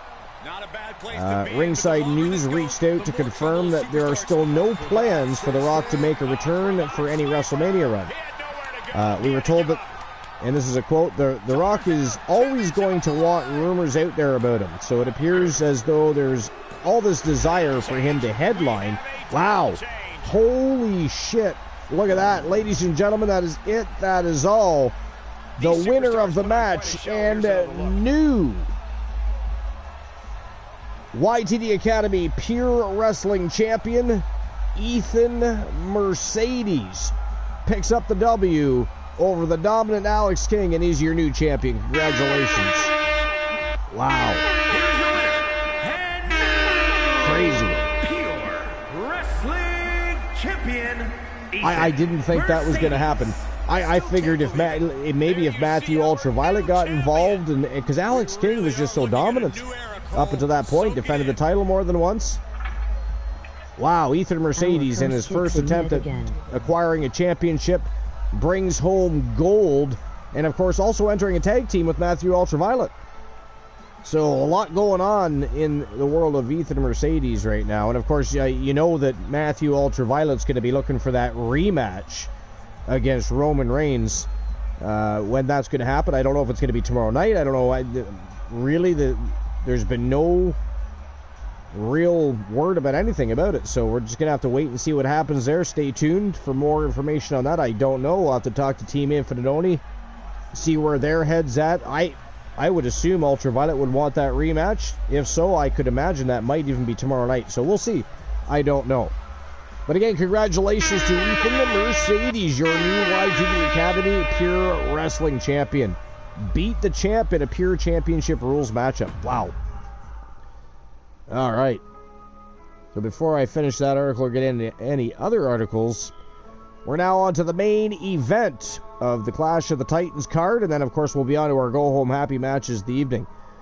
Final match of the night is a Hell in a Cell matchup. It is Mick Marvel, aka Mick Marvelous, looking for a rematch against the man that took the championship away from him, the Wolfman Alan Severn.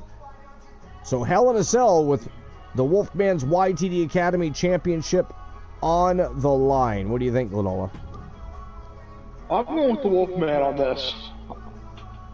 What do you think of the determination, though, of Mick Marvel? And I mean, I thought it was because he was a dominant television champion, and then he became the Grand Prix champion, and the Wolfman came in and just took that away from him like it was nothing. Fire, emoji fire. Oh, I'm not saying it's going to be a squash match or anything, but Wolfman's got it. It's super appealing. You think the Wolfman's going to retain tonight? Oh, yeah. I mean, I suppose you're not, in this situation, it's pretty hard to bet against your own guy anyways. But our curse kicks in yet again, Strife says. Roxanne is in the legend. I already read that. Okay, yeah, we've definitely determined that. Well, I tell you, the Wolfman has been on one hell of a run in the past few months, and he's certainly deserving of being the champion, and he's certainly formidable enough to retain the championship. Mick Marvel's been one of the fastest rising stars in many moons. Already, again, he's been a two-time television champion. He was the Grand Prix champion. So this is a hell of a match, and this is not just any match, it is Hell in a Cell. Now, to be fair, I don't know about other promotions involving Mick Marvel. I don't know if he had Hell in a Cell matches there or how many of them he had, but we know the Wolfman Alan Severn's certainly no stranger to Hell in a Cell matches, Glenola. Not at all. But anyways, here we go. Main event of Clash of the Titans, YTD Academy Grand Prix Championship on the line. It is Mick Marvel versus the Wolfman Alan Severn. Let's go. Yeah, so this match is probably going to be crazy. I'm not even going to lie here. It's going to be a crazy match. The following champion versus champion contest. Now where did I leave off? The Rock is always going to want rumors about him so that it appears as though there's all this desire for him to headline, which he thinks increases his value. That being said, there is no WrestleMania 40 match in the Great One's future. At least so they're saying, right? The Wrestling Observer newsletter has now weighed in on the situation. In his writing, Dave Meltzer backed up Ringside News previously reporting that was previously supported by Sports Illustrated's own reports. The Rock might wrestle at WrestleMania 40 if he wants to, but right now that match is not booked. There is also a very strong belief within WWE that Dwayne Johnson will be so busy once the strike ends that booking him at WrestleMania is not happening. Now, I don't know. How close are we to that strike even ending? Or did it end? I don't know. I don't even know what's going on with that. You maybe look that up for me or something. Now, here's a quote regarding the stories that WWE won't do Rock versus Reigns at Mania if Rock wants to do it. What we're told is this. If he wants the spot, I can't believe WWE would turn him down. But after Johnson turned it down last year, nobody is going with the idea that he's going to do it this year. The match is not scheduled, unlike at this time last year when the match was considered a good shot. The belief is that Johnson will have plenty of work once the strikes are over.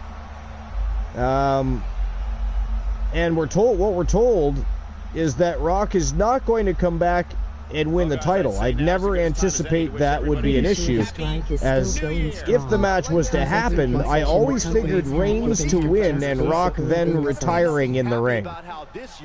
That's pretty much, actually, to be honest, what I thought would happen too. I think a lot of people thought he would dethrone Roman Reigns. I think if that match happens, The Rock puts over Roman Reigns. Absolutely. 100%. And then he would likely retire and go into the Hall of Fame the following year. The Rock was booked for WrestleMania 39 at one point. Ringside News reported in 2021 that he was a virtual lock for that event, and he later confirmed that WWE fans will have to wait even longer to see The Rock wrestle again, if that's even in the cards. Ringside News also reported on the most likely top feud coming in the pipeline The Rock is not factored into any of those plans, but the People's Champion also does what he wants. If he calls Triple H up and says he wants to become a full-time superstar again for a return run, that would be impossible to pass up. Dwayne Johnson drummed up a lot of attention when he said on the Pat McAfee show that he is open to a match against Roman Reigns at WrestleMania 40. That is not happening unless something dramatic takes place. What do you guys think? Actually, Glenn, what do you think? Do you think you'd like to see The Rock come back and wrestle Reigns? To be honest, I love The Rock. Don't get me wrong. But no, so he only has to do 1 year scheduled with WWE. I think if I'm Roman Reigns, I was just going to say, I think if I'm Roman Reigns, I definitely want that to happen because it'll just further boost his value. Yeah, but I think it's time for The Rock to retire. You think? Yeah. Well, I mean, probably definitely. And then, maybe go to a Legends. A Legends division contract. Ooh, I see where you're going with that. Imagine The Rock running wild, the People's Champion in the Legends division. That'd be cool. All that too, but no, I mean, honestly, like what, no, I know what you mean, like what Undertaker did there at the end, or just on a Legends contract. That, they make appearances, they come out, maybe do a match to, get the crowd going. Yep. No, you're not. I mean, I'm not going to disagree with that. I wouldn't be opposed to him coming back if he really wanted to, but if he does, that has to be what happens. He's got to put over Reigns. He can't come back and win. That's the thing. I don't want to even see that match because I'm over the whole Reigns situation right now. Yeah, I don't think you're the only one that feels that way. To be fair, Strife says Mick Marvel's winning this match. Ooh, Glenola. What do you think of Strife saying that Mick Marvel's going to beat the Wolfman? It's possible, but I don't think it's going to happen. Life's got your back, though. She says Severin's got it. Mm-hmm. I'm not 100% on the... That's what I thought, too, Strife. Strife said, pretty sure the strike is still going strong because every concession the companies have given have just basically been insults. Then he said, we see The Rock wrestling the same year he is inducted into the Hall of Fame. Yeah, that's true. Maybe, yeah. That makes more sense, actually. So he only has to do a 1 year schedule with WWE. Yeah. Yep. Adrian Lee Prince Eagle L Mascaras 2K joins Fed. What? That is a long-ass name. That is a long-ass name you made me read there. I almost want to put that on the list of Archer. For our curse to jinx him. Glenn, that name belongs on the list of Archer. It's just far too long. Don't you think? I mean, we're not on Twitch tonight, so, it doesn't even really matter. We don't have a list of Archer here on YouTube, but if we're on Twitch right now and that name pops up in the chat and makes us read that shit, that's the list of Archer. I'm gonna laugh my ass off at Archer. Why? Trying to read that. It is ghastly. But Adrian Lee is what we're going to call you. We're going to call you Adrian Lee because I like Brody Lee. So I'm going to call you Adrian Lee. See, now it's part of your name. Welcome in. Episode number 525 for TWA, and it's our 33rd episode of YTD Academy Live, Clash of the Titans. Welcome in. Hope you're having a great evening. What's new and exciting? But if you want to join our promotion and have a wrestler inked to a contract, people can help you out with that information. There's a process to it. But either way, welcome in. We appreciate you. But anyways, you were saying, Glenola, about... now, what would you rather see if The Rock comes back? If you don't want to see him put Reigns over and further that legacy, what would you... Oh, my God. Marvel just launched the Wolfman right into the side of the cell. Good God. Yeah, but what would you... Is there something you'd rather see The Rock do? Or somebody you'd rather him work with for his final run and into retirement? I would like to see him pick up some young up-and-comer that, got got some talent, but isn't really on the radar yet. Right. Take him under his wing. You know who would be a good person to do that too if they come over in 2024? Series of reversals. MJF. Finds the advantage after Imagine the Rock being the mastermind behind the success of MJF in WWE. Yeah, but I'm wanting something more, that's just people aren't noticing. Apparently our Discord link isn't working, our Tell Me link isn't. What is wrong with Stream Elements and YouTube? Could you picture this? You get a bunch of these young guys that, like I said, just people aren't noticing. That's what I'm saying, and The Rock forms a faction. MJF versus The Rock would literally melt microphones. Abso-fucking-lutely. Oh, yeah. You would not see storytelling that good unless you went back in time. That they would do. Wow. Look at that, ladies and gentlemen. That is it. That is all. I mean, that matchup took no time at all. The winner of the match, ladies and gentlemen, and still your reigning, defending, and undisputed YTD Academy Grand Prix Wrestling Champion from Team Glenola. It is the Wolfman Alan Severn, the leader of the Wolfpack Horsemen. He is still your reigning defending champion, guys. Wow, congratulations. I figured that's going to happen. That's amazing. but no, remember back at WCW, it was toward the end, but they did that with, I think it was Kevin Nash, and there was another one, that they took some of these young guys and formed a faction around them. Yeah. To basically give them that boost. Right. And so do something like that with somebody with the charisma, and just the all-around ring intelligence of The Rock. Yeah. Think of what that could do for the future. All right. So that's it. That's all for the Clash of the Titans card. All 9 matches are now through. Now it's time for our go-home happy matches. Right now, we actually only have one go-home happy match. So, and Archer, I got to take off. I'm sorry. Yeah, no problem. We're coming. The night is coming to an end, anyways. We're just gonna have a match or two. Right now, the only one we have is for the Junior Women's Legends Championship. I got to tell you, I want to see a rematch between Ricky the Dragon Steamboat and Elijah Archer, because that was a great match, first and foremost. But I don't know if anybody else agrees, but I think after 27 championship defenses, I think he would have at least earned a rematch. Oh, he's earned a rematch? I just don't think tonight's the right night for it. No, not tonight. Maybe, I'm talking Genesis, maybe, tomorrow night. Yeah. Yeah, maybe. That would be... But then again, you've also got the Wolfman Alan Severn sitting on the sidelines with the Men's Junior Legends Championship. Maybe he wants a crack at Ricky Steamboat tomorrow night. I don't know. Oh, that's right. The Wolfman does have it, doesn't he? Yes, sir, he does. I honestly forgot he had the junior. Oh, man, and if nobody has seen that matchup yet, it was a Hell in a Cell match. No, sorry, it was a last man standing matchup between the Soul Man Jay Simmons and the Wolfman Alan Severn for the Junior Legends Championship, and Alan Severn stomped a mud hole and walked it dry. You know what? Cash it in for tomorrow night. Archer, Wolfman, Dragon. Wow, triple threat match for the Legends Championship. That's awesome. But I want a pain match. I don't have any pain matches anymore because they stopped working correctly.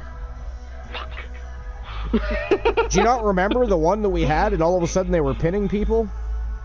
That's right. Yeah, so we stopped doing the and same with the Crimson Lockdown match stopped working. Then what else stopped working? There was another one. The Fight Pit. The Fight Pit wasn't working properly. Submission Eliminator. I had to re-record a match because I had a Fight Pit match, and in the Fight Pit match, all of a sudden somebody was pinning somebody. I'm like, wait a minute. It's submission, TKO, or KO. There is no pins. So, yeah, for some reason, some of the match types that I created just will not work anymore. Damn. But yeah, then submission eliminator. Triple threat. Submission elimination? Alright, let's do that. But, I know you're taking off for the night, but I'm going to set up the Junior Women's Legends Championship matchup.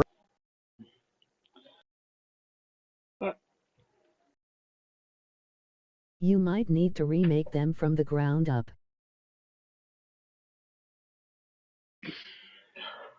Well, have a good night, everybody.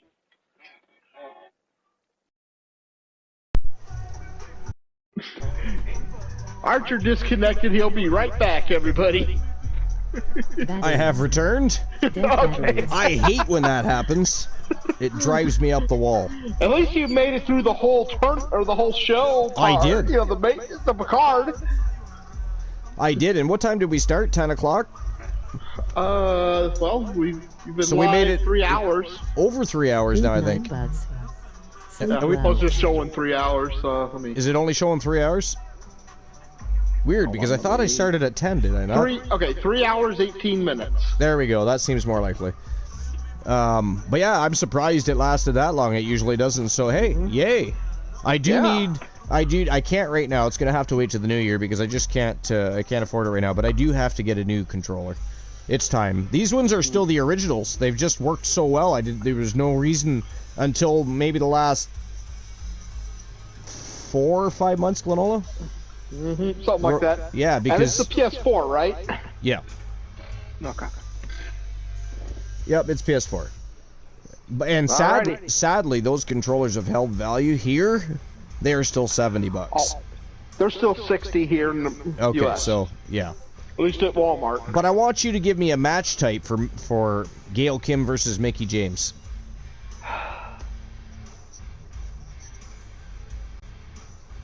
I mean, anything. Falls count anywhere. I'll tell you what. I don't know about the two of them together in TNA, but they've both had some awesome hardcore matches. So you want an Extreme Rules match? Archer, yeah. I have a controller I can use if need be. They're in TNA. They both were doing some really good hardcore matches. All right, you got it. Extreme Rules match. It's going to be Gail Kim versus Mickie James for the Junior Legends Championship. We're going to get Gail Kim. TWA. Yeah, you have a good night, Glenola. Thanks for being here as always. You're awesome. Yeah. Stay awesome. Talk to y'all later. Sounds good, my friend. All right, here we go. Let's get that Junior Legends Championship on the line. Amber Extreme no longer has the title, so here we go.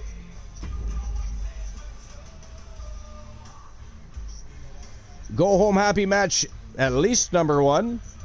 For the Women's Junior Legends Championship, Gail Kim versus Mickie James. And I know Luke the Gooner would be marking out like a mofo right now. He is currently in the land of Z's, I believe. But anyways, is there another matchup anybody else would like to see after this one?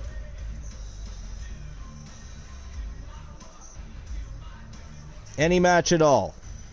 Or would you guys like this to be the main event of the night? Up to yourselves.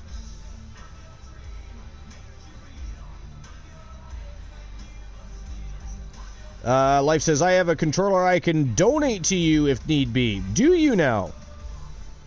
That would be fantastic. I'd have to talk to you on Discord so that you had my address for mailing purposes, but that would be awesome. Is an Extreme Rules match and is for the Women's Junior All-Star That would save me from having to wait till the new year.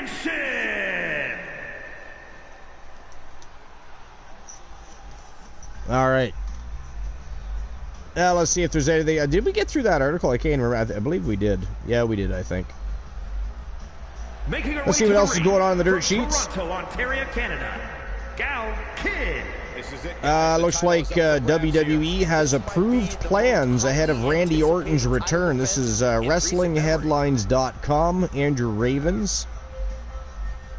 So Randy Orton has been out of action since the May 20, 2022 episode of WWE Friday Night SmackDown, when he and Matt Riddle dropped the Raw Tag Team titles to the Usos in a unification match due to a back injury. WWE initially hoped Orton would be back in time for SummerSlam, but his back injury was more serious than first feared, and he had to get back fusion surgery. According to Wrestle Votes, new merchandise and branding for Orton have been approved by WWE in anticipation of his return, expected to take place in late November at the United Center in Chicago, Illinois during Survivor Series. And from Richmond, looks like this is a Twitter post by Wrestle Votes. It says, regarding the Randy Orton return rumors, sources states new merchandise and branding has been approved. Also, WWE will present a large social media promotion digital material for the comeback. It's indeed happening, likely Survivor Series or that weekend. It's super appealing. Well, I mean, if it's going to be that weekend, they're going to do it at Survivor Series. I don't think there's any ifs, ands, or buts about that one. Are you guys excited to see Randy Orton? I enjoy your streams, so why not? At least someone is. Joe Link says we can do a Legends 10-man Rumble to do a #1 contender for Archer's rematch. Title since it was just cashed in. Well, I mean, we can do that, yeah. Goldberg wants him. We could absolutely do that. Now, are you putting Archer in that Rumble, or it's just a whoever wins that faces Archer, whoever wins that match faces the Legends champion? I don't know what your thought process is there. That championship right there is what it's all about, gentlemen. That could be like a qualifier. Somebody has to face Archer for the opportunity to face Ricky the Dragon Steamboat and or the Wolfman Alan Severn if he beats Ricky Steamboat tomorrow night. In short order, guys. Yeah, I mean, once a title match is called by yours truly, you know it finally matters in our industry. Well, you're certainly not Mr. Modest today, are you? A Rumble to determine the Junior Legends title since it was just cashed in. Yeah, we could do that too. Both good ideas. We'd have to do a battle royal, though, because you can't put a championship on the line in the Royal Rumble for some crazy reason. Just how much fight she's got left. Yeah, we like Randy. We know he was problematic in the past. Yeah, we like Randy. We know he was problematic in the past, but he's changed a lot in 20. Yeah, absolutely. He became a locker room leader and one of the best ever. Definitely, probably the best heel of all time. This is ridiculous. This is insulting. This is entertaining. Life says, I haven't touched my PS4 in over a year. I enjoy your stream, so why not? At least someone is using it. Yeah, I'll message you on Discord so that you have a mailing address. Basement drop kick. Going for a pin for the championship. That's awesome. Thanks, Life. Appreciate you. Impressive to not even allow a 2 count at this juncture. She slims outside. What has she got in mind? All right. So okay. So we'll do a battle royal for the Junior Legends Championship then. That sounds good. I was thinking if Archer doesn't win his rematch, the winner of the battle royal would face the loser of Archer Steamboat. Oh, okay. Face the loser of Archer Steamboat? That's interesting. I like that. So if Archer wins, they face Steamboat. If Steamboat retains his title, they face Archer.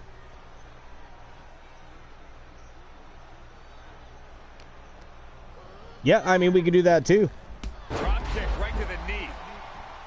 Which again makes sense to put the Junior Legends title on the line. And a stop to the gut too. So yeah, let's do that. We'll do an 8-man battle royal. Junior Legends title on the line. Whoever wins it apparently faces the loser of the Archer Steamboat rematch.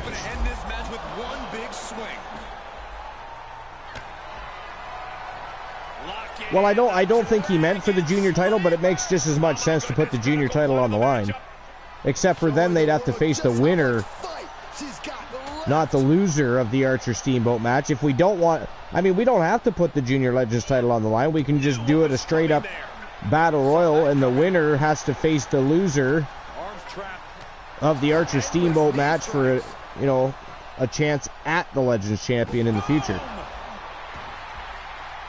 But the Junior Legends title is vacant now because Glenola officially already cashed it in.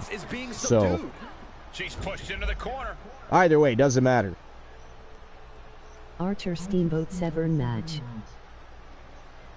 Archer, Steamboat, and Severn. Oh, this is not good at all. The all in one match. Backbreaker stretch. And she's thinking of recovering now. Still time to run away if she wants to. All right, she's back in, ready to go. That could be interesting. Here's a I mean, that could be very interesting. And she's not done yet. She's still in this one. Yeah. That works for me. Smile for All right, me. Life, have a great night. Thanks for stopping by and get some rest. Have a good night, everyone. Yeah, that is what Glenn redeemed. Oh, that is what Glenn redeemed? Oh, okay, so it's going to be Archer, Steamboat, and Severn. Oh, that's right. Triple threat elimination match. That's right. A submission eliminator, I think he said.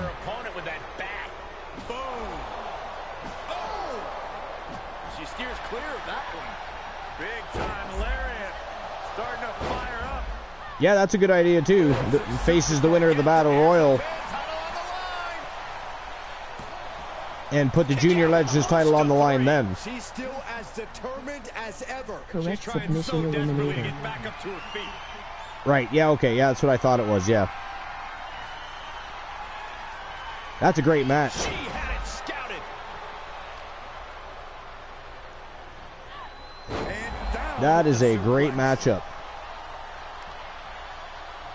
Look at this Gail. Oh, cracks Mickie James in the skull with a baseball bat. Somehow, Mickie James, though, didn't even phase her. Now she's in control of that baseball bat, wielding it like a lightsaber. Man, these guys are just going back and forth. The struggle for control of this match is real right now. I don't know what the rest of the match has been like. I haven't really been paying attention because we've been going through the articles and... Wow, is that... Oh, I thought she knocked her out. Somebody's in it. Bailey interfering in the match. Apparently, Bailey has a problem with Mickie James. She is not in the Legends division. So apparently, she just has a straight-up beef with Mickie James. Bailey coming out. Good God. Mickie having some problems here with Bailey. And look at this Gail Kim coming back to life here. She's making her way over. She's going to look to capitalize here because Mickie James might be out cold here. I don't know.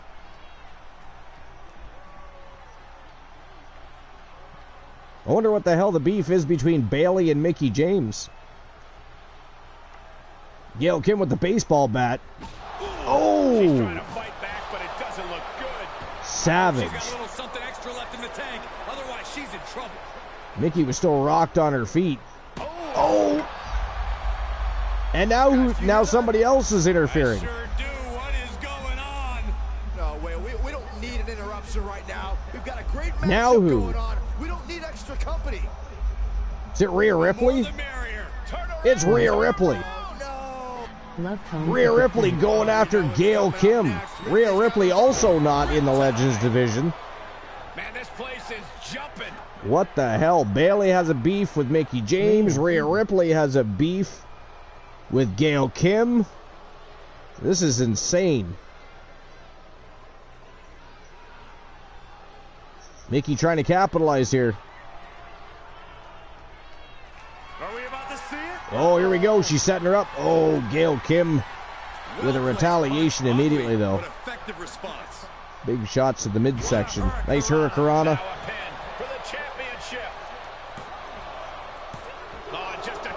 Two count only. Mickie James kicks out.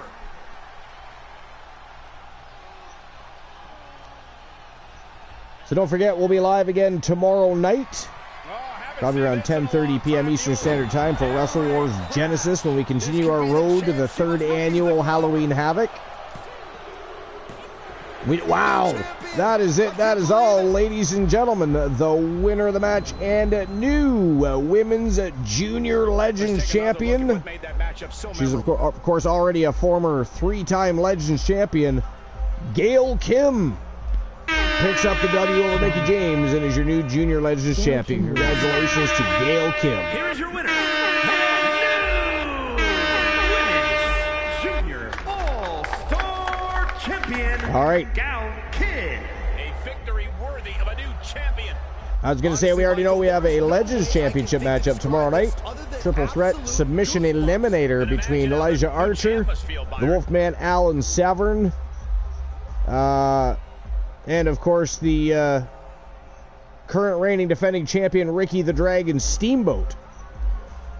So God knows what else is going to go down tomorrow night on Wrestle Wars Genesis, but it's going to be a phenomenal show. You don't want to miss it. You don't want to miss any action as we are hot on the road, the fiery road that is the road to the 3rd annual Halloween Havoc. A lot's going to go down, a lot's going to happen. You don't want to miss out on the action. But, again, Gail Kim, the new Junior Legends champion for the women's division. Now we're moving on to our last match of the night. This is a match set up by Team Joe Link. It's going to be an 8-man battle royal.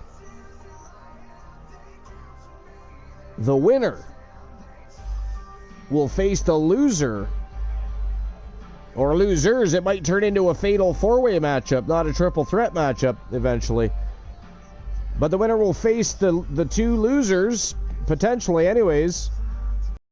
Loser from the Legends Championship matchup between Severn Archer and Steamboat. The winner of that match will become the new Junior Legends champion. So here we go.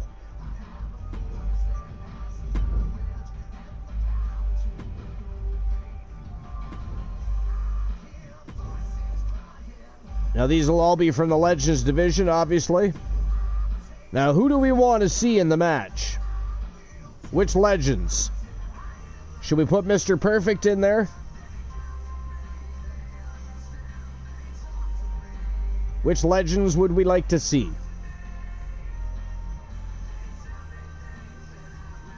You want to see? Okay, so Mr. Perfect. Yeah.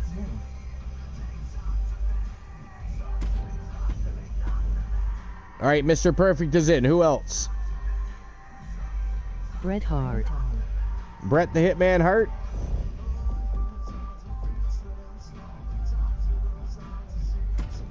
All right, Bret Hart is in.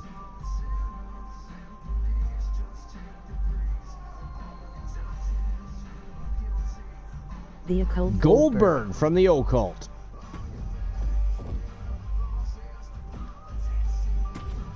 All right, Goldberg is in. Who else do we want to see? What about superstar Billy Graham? We got Jesse the Body Ventura. Ravishing Rick Rude. We've got all kinds of Ric Flair, Hulk Hogan, so many. Kevin Nash, Scott Hall. Lots to choose from. Rick Rude. Rick Rude.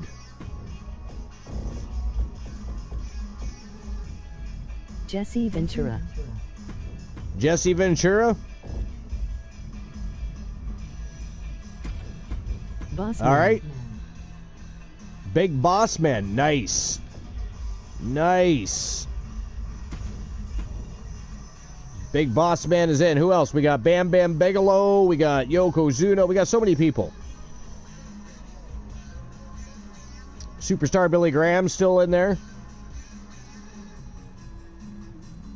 Bruno Sammartino, I believe, is still in there. I'm not pretty sure he's still around. I don't think he was a one and done, but I don't know. Streamer legend. A streamer legend.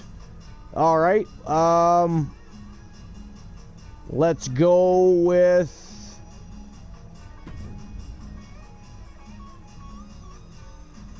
the Iceman Christian Hart. All right, who else?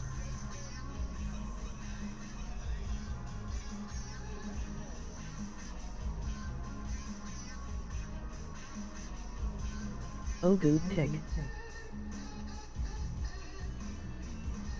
We got one more to choose.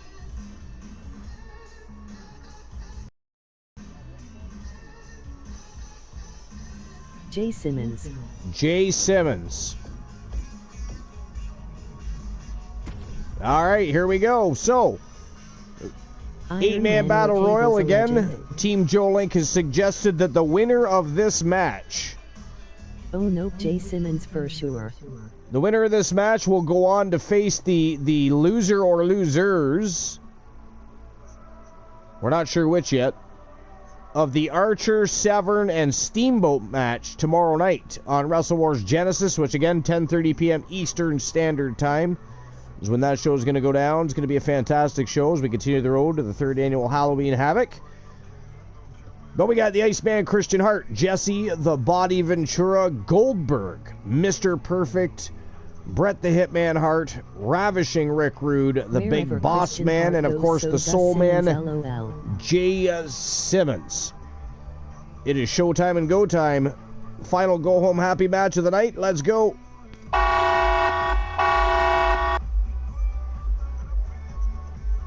That's a hell of a lineup. I don't even know who to choose for a winner. I gotta go with the new jackpot number for a chance to win a channel redemption of your choices. 609, the number to win a YTD championship matches. I'm gonna go with Goldberg on this for some reason. I have no idea why I think that, but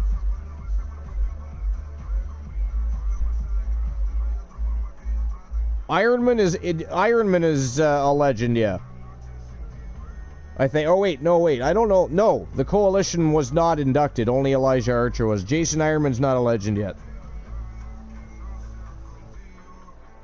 But I mean, should the Coalition or he himself get inducted into the Hall of Legends? Obviously, we do have a Hall of Legends show coming up soon. But yeah, Archer's the only. JC became a Triple Crown champion very quickly, so JC, believe it or not, from Team Surjak the Greatest is actually in the Hall of Legends as well. So I guess there's two members of the Coalition, JC and Elijah Archer. Because we have seen the training he has been doing with Humboldt's. Never seen anyone take 2 of Humboldt's lightning. Strife says going with Goldberg only because we have seen the training he has been doing with Humboldt's. Never seen anyone take 2 of Humboldt's lightning bolts and still be conscious. Yeah, now we're Fair enough. Fair enough. The following is an 8-man battle. All right, guys, I got to take a brief break here. I have to visit the facilities. If you want to tell some jokes, I'll read them when I get back as usual. But either way, I'll be right back. Mr. Perfect 10, Kurt Hennig. Here's a superstar just dripping with unearned pride. Oh, yes. How dare a superstar take pride in their work and success here at WWE? Come on, Saxton. Look, there's having pride in your work, but this superstar is just overbearing. I think they're just the right amount of bearing, actually.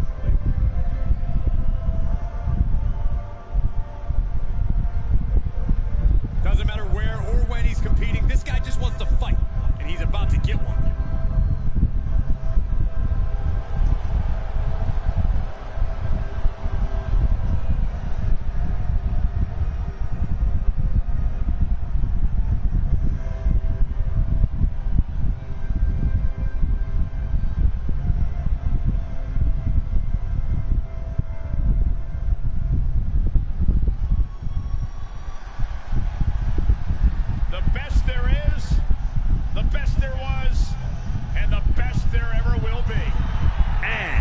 Representing the Hart Foundation from Calgary, Alberta, Canada, weighing in at 235 pounds, Bret the Hitman Hart.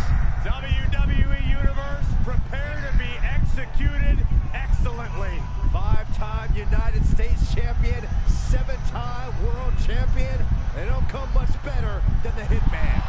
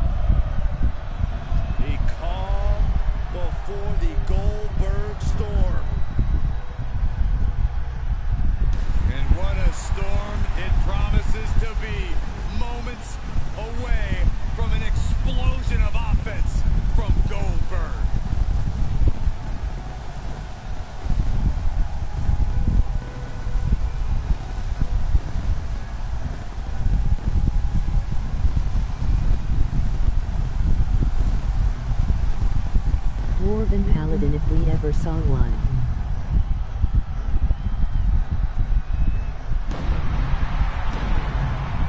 And from Atlanta, Georgia, weighing in at 270 pounds, Goldberg!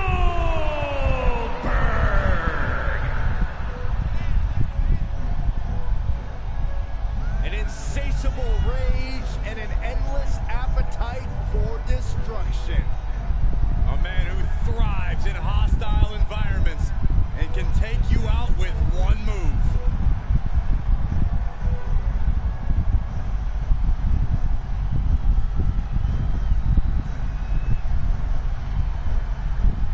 Did you see the YouTube video of the gorilla opening bananas? It's super appealing. And from Robbinsdale, Minnesota, weighing in at 250 pounds, Rick Rude. There's nothing this superstar won't do to win, and the WWE Universe loves it. That's because the crowd knows that this is all that matters to this competitor. Getting the win, reaching the top. Wow, someone marked down the date. Finally, you spoke some sense, Saxton.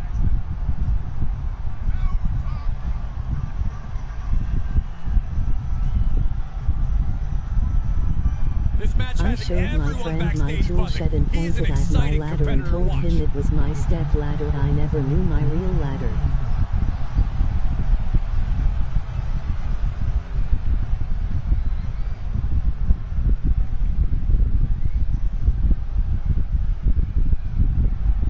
LOL.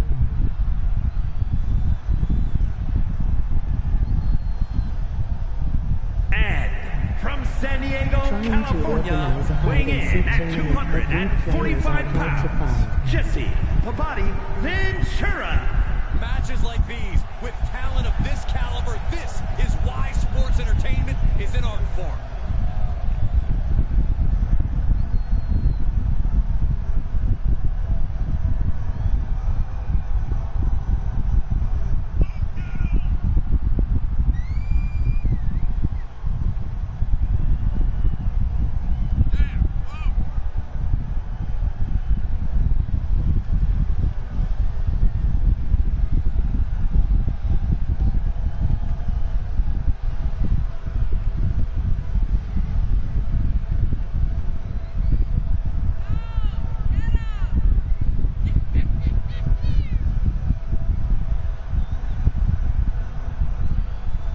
I accidentally drank holy water with laxatives. Now I am about to start a religious movement.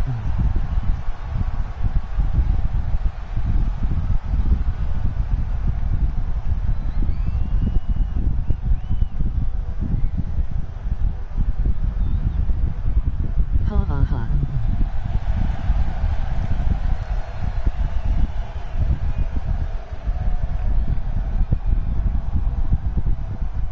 Asked our North Korean friend how it was over there. He said, I can't complain. And from Cobb County, Georgia, weighing in at 350 pounds, the Big Boss Man. It's not going to be a long night because the boss man will not waste any time unloading his heavy artillery. From Cobb County to the WWE Hall of Fame, he's as mean and nasty as they come. Yeah, the Big Boss Man began his shift in the 80s, laid down the law during the Attitude Era, and now ready to enforce the law on a whole new generation.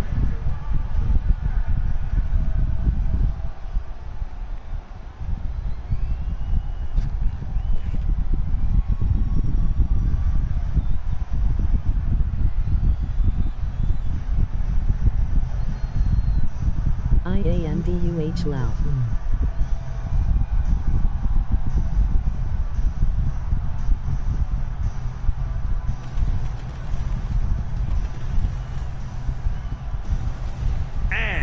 Representing the Heart Foundation from Toledo, Ohio, weighing in at 235 pounds, the Iceman, Christian Hart. Some would say the superstar thinks a little too much of themselves, but the tape doesn't lie. This is a serious contender for any title. They need to loosen up, have a little fun. Heck, Maybe even lose a match once in a while. What? That is horrible advice.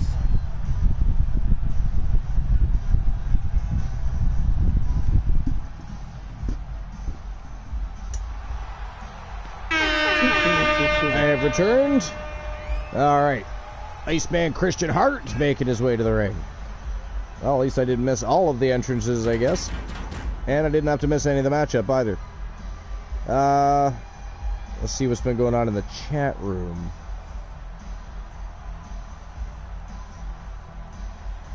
Dwarven Paladin, if we ever saw one, must be talking about Bill Goldberg. Always walking around It takes with a guts chip to on be his an shoulder. He's gonna use organ that donor. anger against his opposition. Jolie says, I showed my friend my tool shed and pointed at my ladder and told him it was my step ladder. I never knew my real ladder. Oh my god.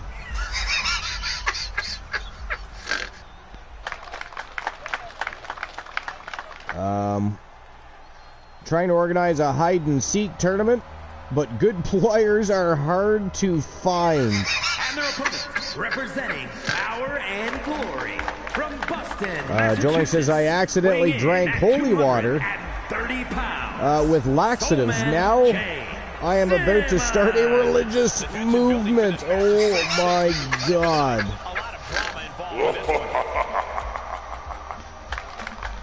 Oh my god. Stripe says, asked our North Korean friend how it was over there. He said, I can't complain. Yeah. He's probably not going to be doing that. North Koreans don't speak out against North Korea. Good God, they could lose their head, literally. The Soul Man, Jay Simmons, making his way to the ring.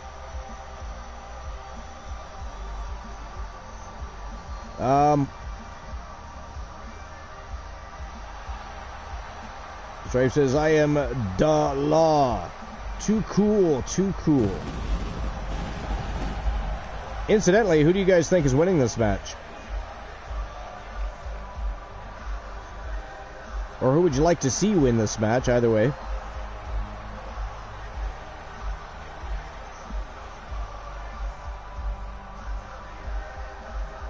I mean, I kind of like to see Bret Hart win this thing. Personally. I'd like to see Bret the Hitman Hart pick up the W. But what are you guys thinking? Who do you guys think wins this match?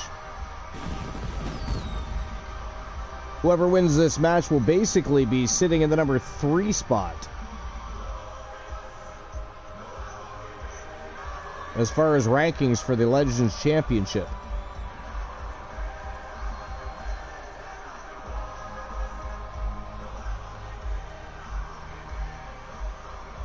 Who would you put your money on? Goldberg is who we want. Christian Hart doesn't do great in big multi-man matches, so we think he might. Stripe says Goldberg is who we want. Christian Hart doesn't do great in big multi-man matches. That's actually very true. Well played. So we think he might pull the miracle out of his hat or butt or whatever that's supposed to say. It says hut.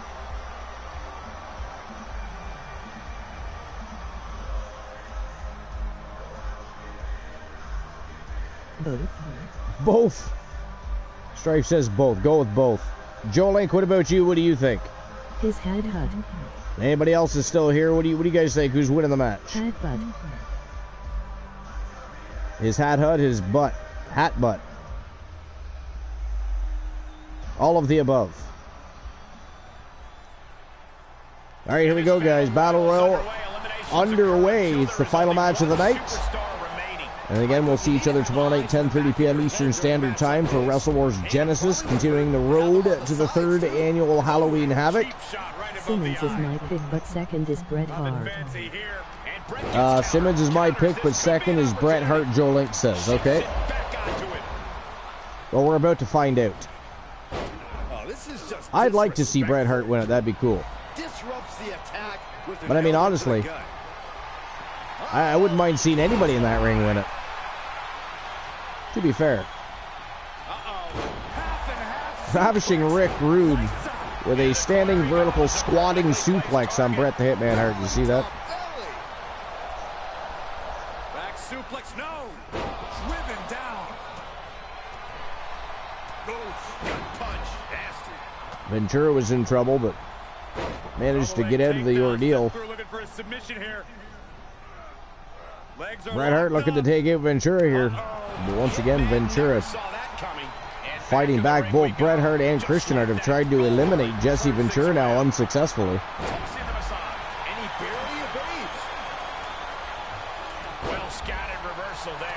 Bret Hart's just going after everybody here. Now he's going after Simmons.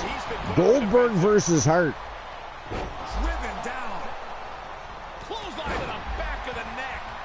I wouldn't mind seeing Bret Hart and Goldberg in a one-on-one match, to be fair. Whether it's after dark, Clash of the Titans, Genesis, I don't know. Be a good match. See if Bret Hart can get his revenge on Bill Goldberg. Of course, his last match with Bill Goldberg virtually ended his career. That's his go-to move. Can he finish this off? Oh, counters right into the breadbasket. To be honest, I was never all that much of a Goldberg fan. It's not like I wouldn't watch him wrestle if he was in the ring, but it's not like, you know, if somebody said, hey, Goldberg's wrestling, I wouldn't turn the channel just to watch him type of thing. A lot of people love Goldberg, though. Side headlock applied. Good measure. Going counter for counter. Now can it be capitalized on? Reversal after reversal. We know Strife likes Goldberg. Now the reversal by the boss man. What a headbutt. Vicious. Right to the kidneys from behind. Planted with a wicked DDT. Great counter. Man, look at the carnage in there. It is chaos in there. Pandemonium, if you will. Ringer applied. Down for a European arm breaker. Still no eliminations. We still have 8 strong in this battle royal.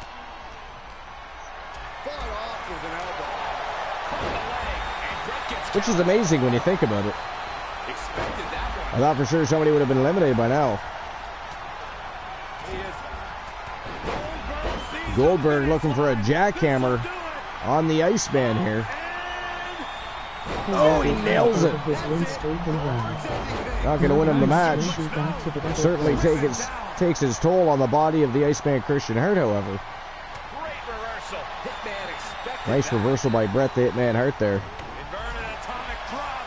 Oh, Goldberg got it right in the jewels. Right in the no-no square. Strike says we were big hype over his win streak. Not so much when he got to that other place. Gotcha, yeah. I understand that completely.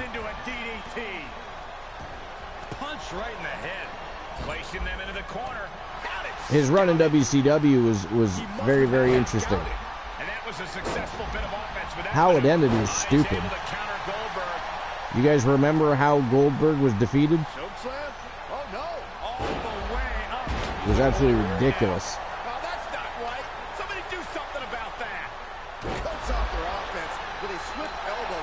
I wonder if they could have a redo of that, if they would have made the same choice or done something different.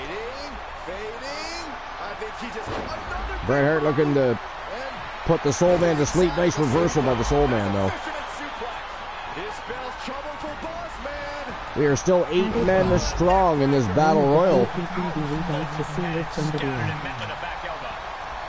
Strife says Cattle Prod, one of the best pay-per-views we got to see live from that era.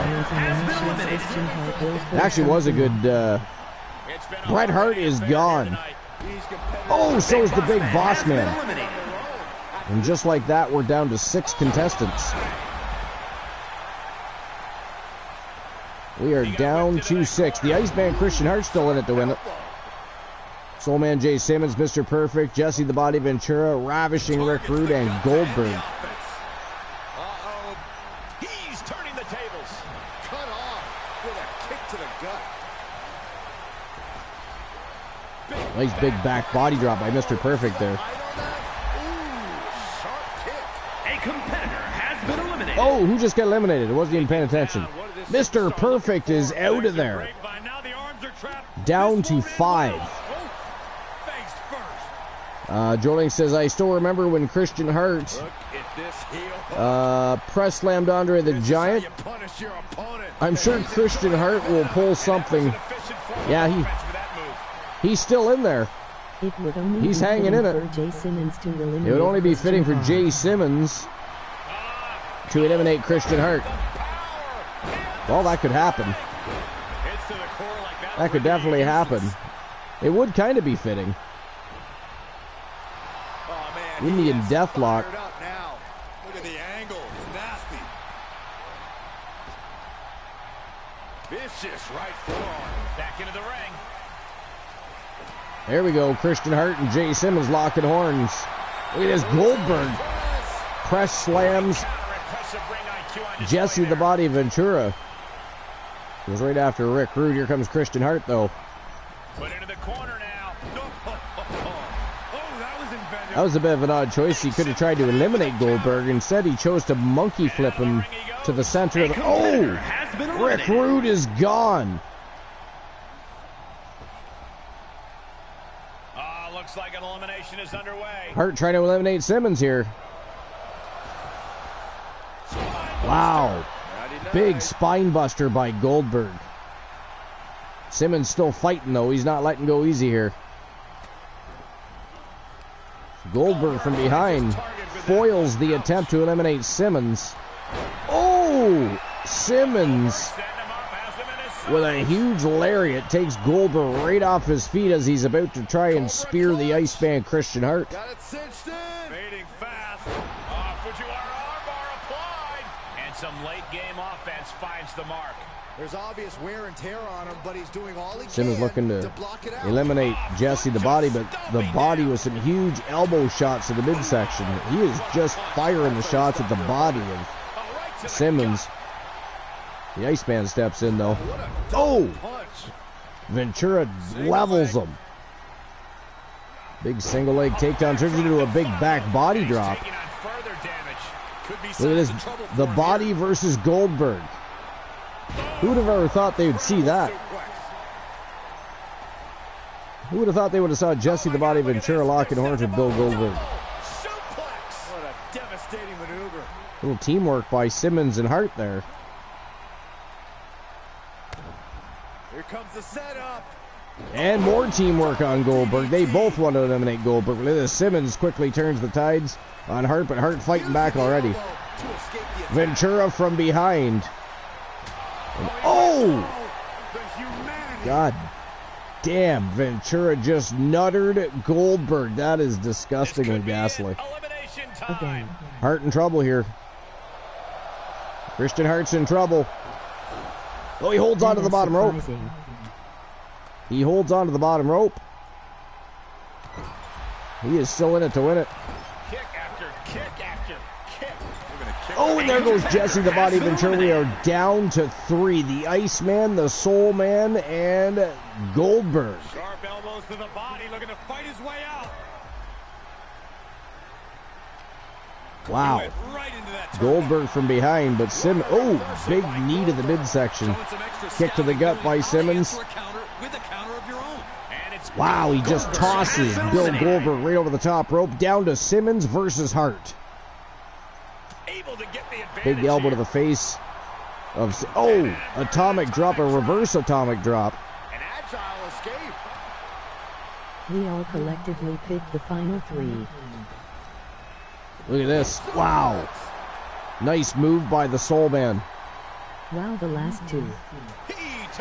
Stripe says we all collectively picked the final 3. It's